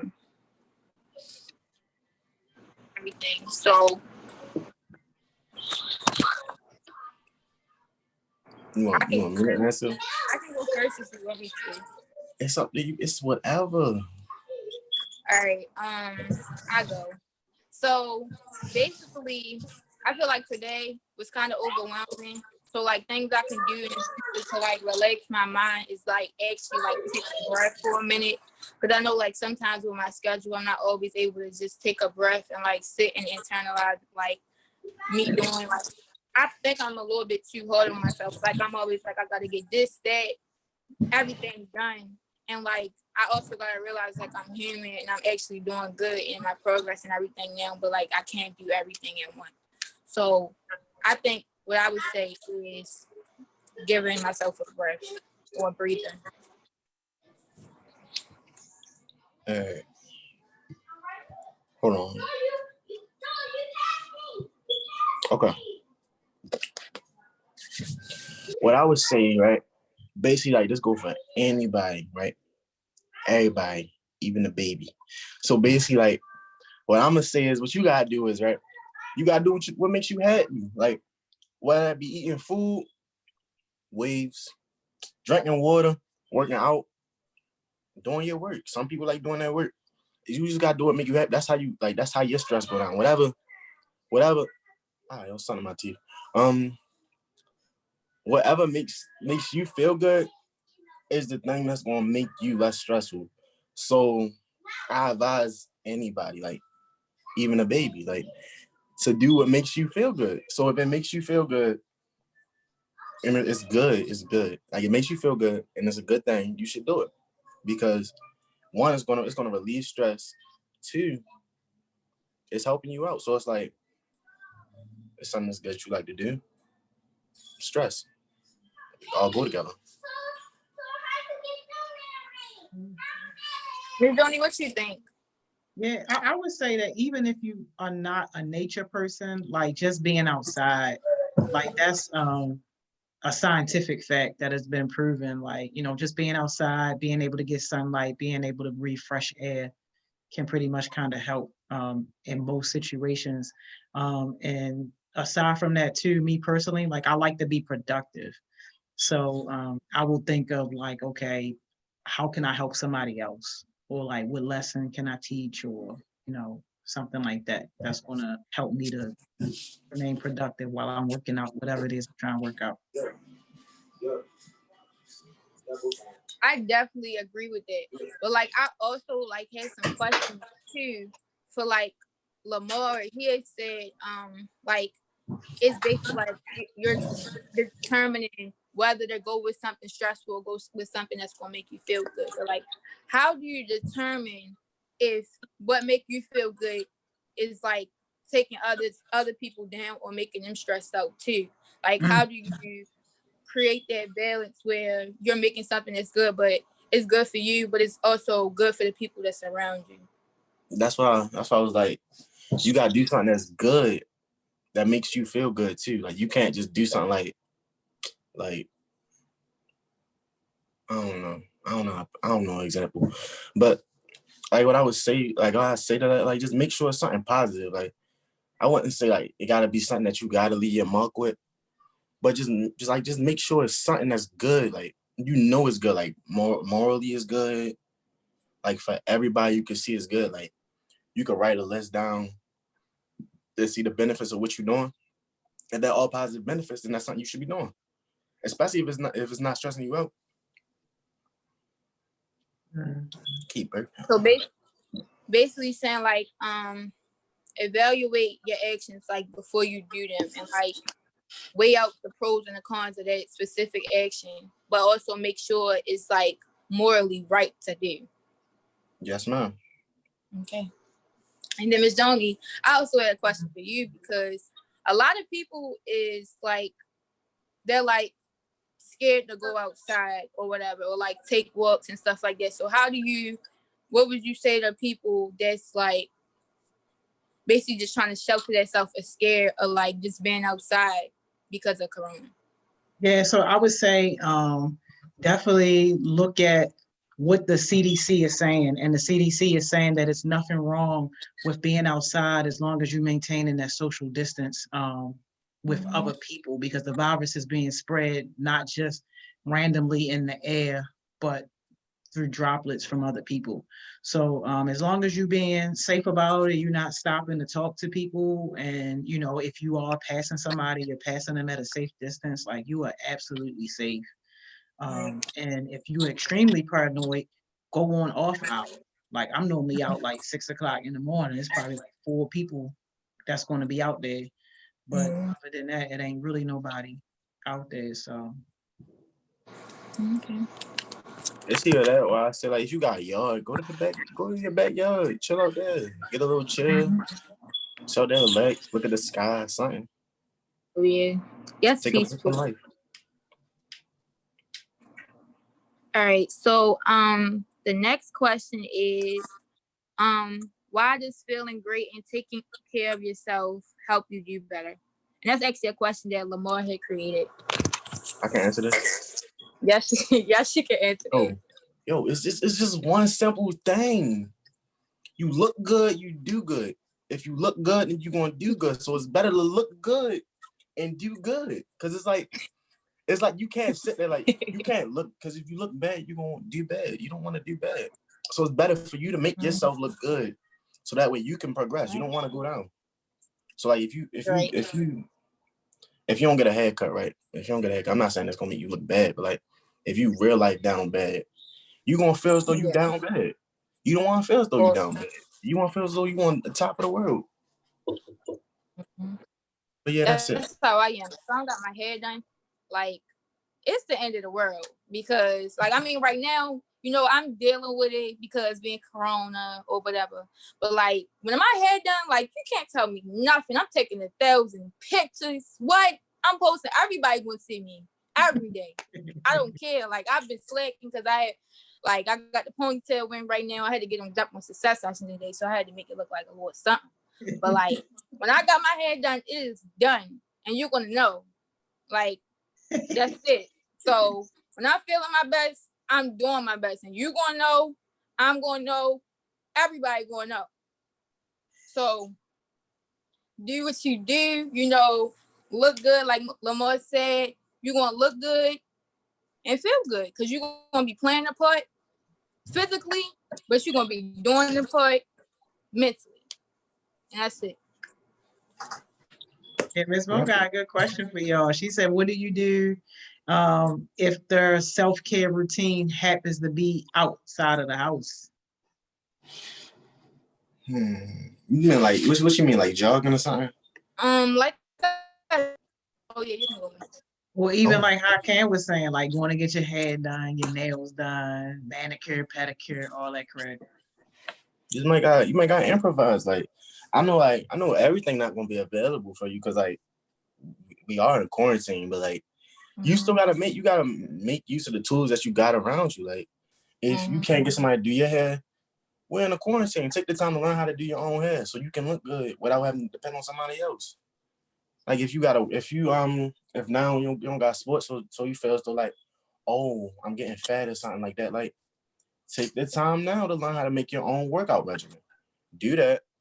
You can do that daily, once a week, something like that. Just do something that's gonna make you feel good. Like you just gotta figure it out. Like even if it gotta be outside, see if you can bring it inside. If you can't bring it inside, then you gotta finesse it a little bit. You gotta find a way to do it outside, but you gotta find a way to do it in a safe way. Yeah. Yeah. I would say like I said, Corona has caused everything where you have to like be like improvise with everything, adapt to the new situation. Like I know it's easier said than done, but like you gotta really improvise. So like Lamar said, if you don't got your hair done, like learn how to do your hair. Like I almost put my wig on, but I ain't had time. I ain't had time to braid my hair long. So like yeah, like you just gotta improvise. Like my mother got a pedicure set like that she got from this lady on Facebook, and she's like, yeah, my feet look rough. I'm ready to do my toes myself. Like she was like, you gotta like you can't have corona like take over your whole everything. Like if you don't like say you don't look good, okay. A lot of people feel like they down bad right now. They don't got their toes, hair done, hair cut. eyebrows done, all it. So like they feel like real unmotivated to do stuff and everything like that. But at the end of the day, what is that hurting but you? You're not progressing or anything doing that. So you have no choice but to adapt to the new situation that we in. Because it's like, what else is it to do? Yeah. The only thing I would add to that is that like this whole corona situation really has created a situation where people who are creative will thrive. So like creativity is definitely thriving right now because you have to be. And I like this comment that Sean made too. Sean said, you look good, you feel good, and if you feel good, you perform good. And that's definitely a concept in corporate America. And that's why some jobs make you dress up. Like I think they about to start catching up that you can't make people dress up. You got to let people dress how they want to be and what's going to make them feel good. But that's that whole idea behind that, that if you make people put on a shirt and a tie or something nice, that they will actually perform better. Yeah, I was trying to say that. I feel like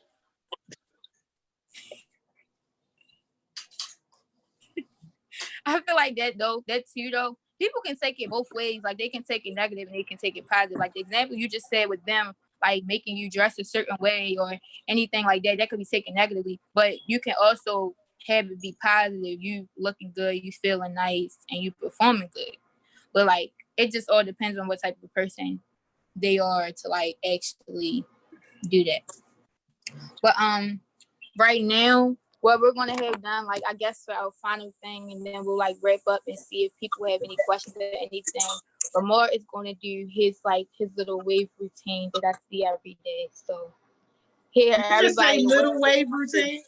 All right, sorry, my bad. Wait till I tell Miss Simone. No. Wait till I tell Miss Simone. That big The wave wavy routine that you do every day, like. No, just wave routine. But they big waves. I'm correct. We'll get checked. Okay, all right. Do your big wave routine and share with the world. Let me get my stuff. Stuff right here. Oh, I forgot to get my oil. Hold on, give me like 2 seconds. We getting the wave routine, y'all. Got y'all, the wavy wave. If y'all want to know how to get waves, y'all better take some notes. That's all I'm gonna say.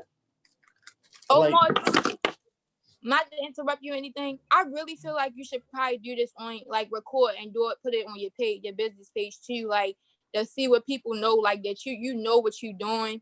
You can post the video or whatever you're doing, the wave routine, and then they like, oh yeah, he's take his waves, like we gonna buy from him. Like you should do that. All right, I got you. Hey Sean, record this for me, Sean and Corey, and then send it to my phone. Yeah, I got you. All right, so basically, right. Everyone know. You see the do-rag. Y'all know I'm a wave. So just take this off. This ain't no wave check or nothing, but like take it off. Sorry, hit y'all with that forehead. But like yeah, so basically what I start off with, right? I don't want to take the brush first. I don't. All right, bro. Take the comb. Get the comb in my hair. Comb my hair out. Because you don't want your hair to be matted and stuff like that. After a while, it just start looking messy. So, won't pull it up. That's what I do. So I do that. This quick, by the way. Usually, I'll be done in like 2 hours. But yeah, I pull my hair up, then take my oil, put the oil in my hand. All that. What kind of oil is this? This is Kendi oil. Kendi oil. What do that do? What does it do? And I quote, right? It protects from harsh sun, drying winds, salt water. This unique oil quickly penetrates and moisturizes. So it's beneficial the wavy way, right? So I put it in my hair. Yeah. Brush. Sorry, this is a quick tutorial because like I can get into depth, but y'all can hit me up individually for that one. But yeah, you brush, right? use all your brushes, all your tools in your arsenal. Get your stuff right. You want to make sure that you look good. Oh yeah, You you was gotta telling use me the other different day. brushes. Huh? Right, yeah. That's Why? on it. Oh yeah, I got you. Let me get this side real quick. Hold on. All right, so right, this brush right here, right? It's my little baby right here. I can't find my green one. I'm mad because that's the OG. That's the old one. It's Miss Joni right there. Like, it's that. Hey, yo. But yeah. I got this one right here, right? This is for my forks in my hair. If you don't know what a fork is, a fork for a waver is when your hair is not straight. So it's like this, and then it goes up. Like, you want all your waves to be as symmetrical as possible they can be. Yeah. So use that on your forks. Use that as well as a brush, right? Yeah. Make sure you just working in there. Yeah, the comb. You know what I meant. Okay. I know what you mean. All right. But yeah, use that. Then this brush right here, it's a medium brush. It's the goal. Basically, it's to brush your hair, penetrate your hair. Like, you don't want to just touch the top of your hair all the time. Because, like, if you don't get to the root, that's like, you want to get everything to the root. You want the oil to be able to touch the roots of your hair, but your hair can grow. It's natural. Everything's moisturized. Like, you want to keep it right. So, right? Use this brush. And then this right here, the big one. I use this one to get to my roots also. This one is harder than this one. So that means it's going to pull hair more. So that's what you want to do. So after I do all that, see, I'm a waver. I'm advanced more than other people. So take a bag, right? This is ghetto. This is ghetto. I don't have to, everybody ain't rich out here. But yeah, you take the bag, right? Get the rubbing on the waves, right? Lay them down. Ooh. Right? Lay them down. Don't need that no more. What? Take the do-rag to get it on, Gotta switch them out. That's not for you. Don't have to switch it out, but this just works for me. All right. Take it. Boom. I cannot stress this enough. If you're a waver and your stuff isn't straight down, you need help. It can't be sideways. It can't. So yeah, you get it right. And basically, you just tie it. Right? It's a quick one. Sorry, this is ghetto. It's a quick one. Just showing y'all a condensed version. Because usually I can literally do this all day. Like, literally all day. And what will happen if somebody have it on like a little sideways? Because I see that all the time. Oh, what you mean by sideways? Like this part? Yeah, like it's not right in the middle. No, nothing gonna happen. I just don't like it. Oh. It's just, like, because it's like, you want to keep it. Oh, yeah, you can't have this on the inside. This part cannot be on the inside. That's how you mash your hair. You will have a line going through the hair. You leave a mark in it. I will leave a what? Right. I said you will leave a mark in there. Yeah, imprint of the do-rag. You don't want that. But yeah, that's basically how you do it. That's tips from Wavy Ma. Yeah. Go follow my business page. What's that? Spell it out for him? Oh, don't worry about it. I don't have to spell it out. I'm gonna write it in the comments. Oh. Yeah. Yeah. Yo, please Big go check boy. my man out. Please go check him out. Support him. And if you adult watching this video, I don't care if you watch this video today or months or a year from now, find a way to support his business. Find a There you go. Come on. Buy for somebody Go to else. 1 million. Yeah. Okay, tutorial. Oh, but yeah. like, can I just say one thing? go ahead. To look good, Yeah, right? yeah, go ahead. All right, yeah, to look good, right? Mm-hmm. It takes time. I'm not gonna say I look good. Like, I know how I look. I ain't all that. But yeah, to look good, it takes time and dedication. So I'm not saying by you doing it one time, right, that you're gonna be straight. It's never that way. I started off, I had African hair. I have African hair. So it's like you know how that go. Like, it just be nappy and stuff like that. It takes time for all that stuff to build up. Just like if you're doing a skincare routine, it's gonna take time for that also. So it's like you gotta build yourself up to it. You gotta see what best works for you. The wavy way. You gotta see what best works for you. You use that, and you basically embrace that. The more you embrace it, the better it works. So like, the more you put your time and energy into something, the more of an effect that you're gonna have. So if you put your full energy into whatever you're doing, whether it's your hair routine or anything in general, you're gonna get a positive outcome. So it's like you gotta work for whatever you want. You can't just say, oh, I want waves today and I'm gonna start tomorrow. You start tomorrow, they're not gonna be there. So like, don't say that. So it's like you gotta work for what you want, basically. Like consistency to me. I want everybody to give like one tip on what you would tell somebody that isn't like really focusing self-care right now. So I would say find something that you really like to do and realize how you look and how you feel is important on how you like you deal with things, and act on it, because like you want to do good and you want to progress and you don't want to stay in the same spot. So just do like everything like that you really can so you can progress, whether it's watching success sessions, doing the skincare, and doing waves. And I love you too, Corey. Like how you had to put me last. Like you could have put me first, but it's fine. It's fine though. Yo, it's crazy. Yeah, King Cool. You got all the love, bro. For real, you need to start doing these success sessions and do that zone 17. Hey, Miss Joni, you need to get on this man. He needs some motivation in his life. He need to cuss out. Yes. Who need to cuss out? I got you. Corey need to cuss King out. Core. King Core. He got a YouTube channel and he has not posted a video. I cussed him out too. I was supposed to telling him about it, like being on him. He posted a video in like 2-3 weeks or something like that. I'm like, yo, why? You gotta be consistent with it, yo. YouTube. You gotta post like success sessions. Oh no, King Core. No, we don't do mediocre over here, baby. Yeah, and tell this man stop playing. He got the opportunity to be in the zone 17 thing. He not trying to do it. I said it to him, Miss Donnie.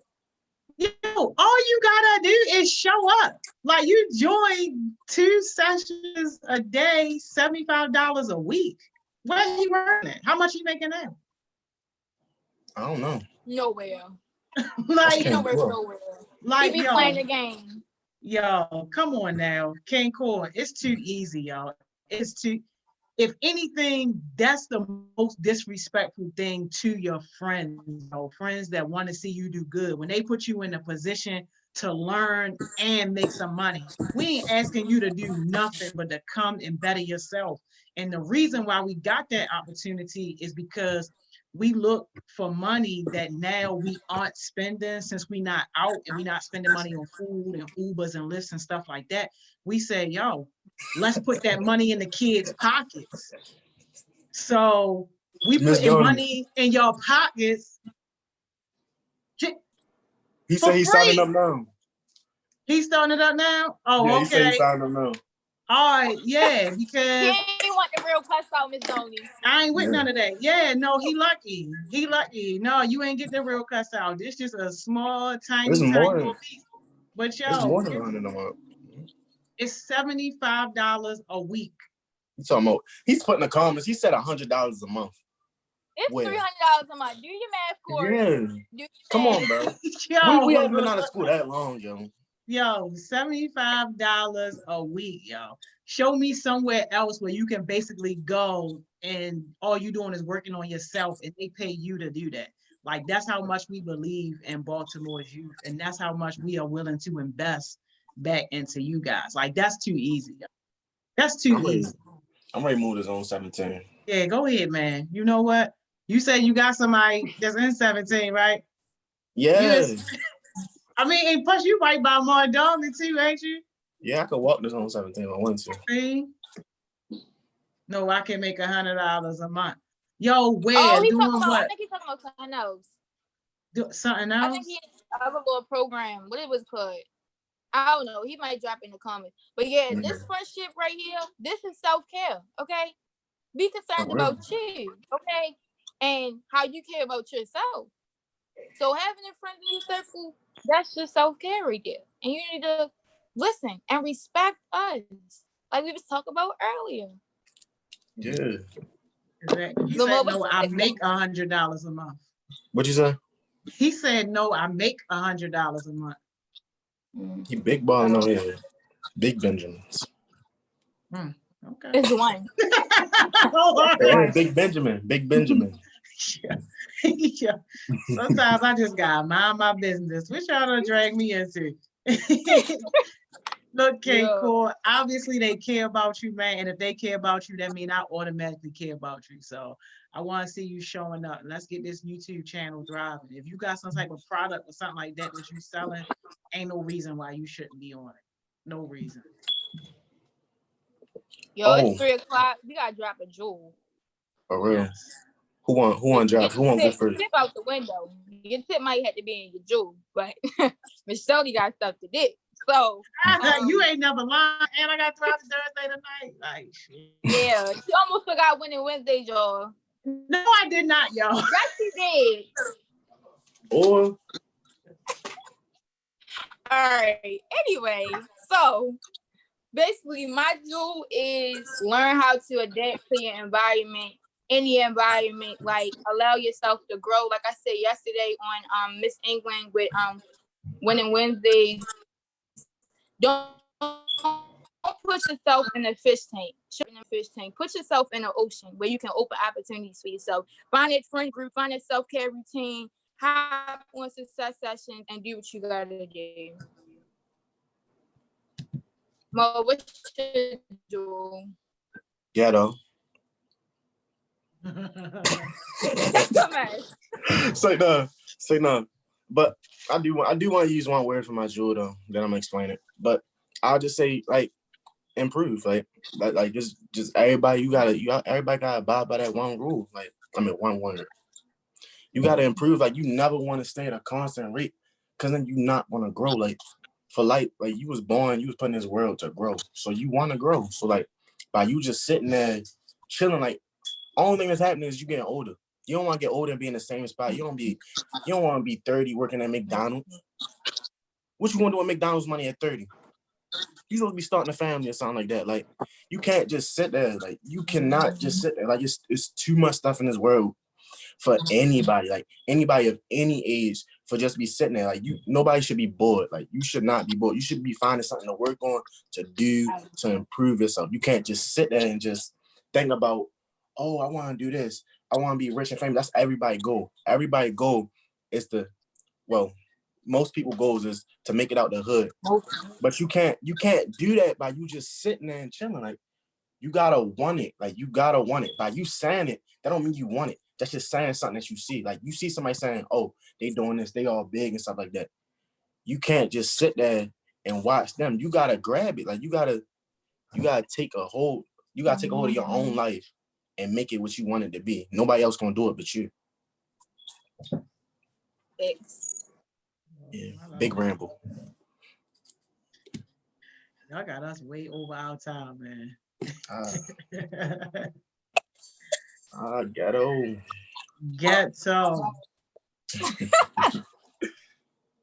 Way over our time, man. Way over our time, y'all. But this was a great conversation. Cam, Lamar, thank y'all so much for doing this. Thank you. Really good stuff. So I'll see y'all when? Tomorrow. Stop playing. You're gonna see us later on. Oh, all right. I'm over here saying yes, like I just forgot we had time to do this. Y'all both a mess. No, you're right. I'm waiting more. Driving Thursday is going to be cool. We actually going to be talking about how to get like your first 50 to 100 customers for your business. Oh, that's love. So I'm gonna be giving y'all some of my best tips and best practices and things to do, like if you're looking for how to get your customers. We're gonna be talking about.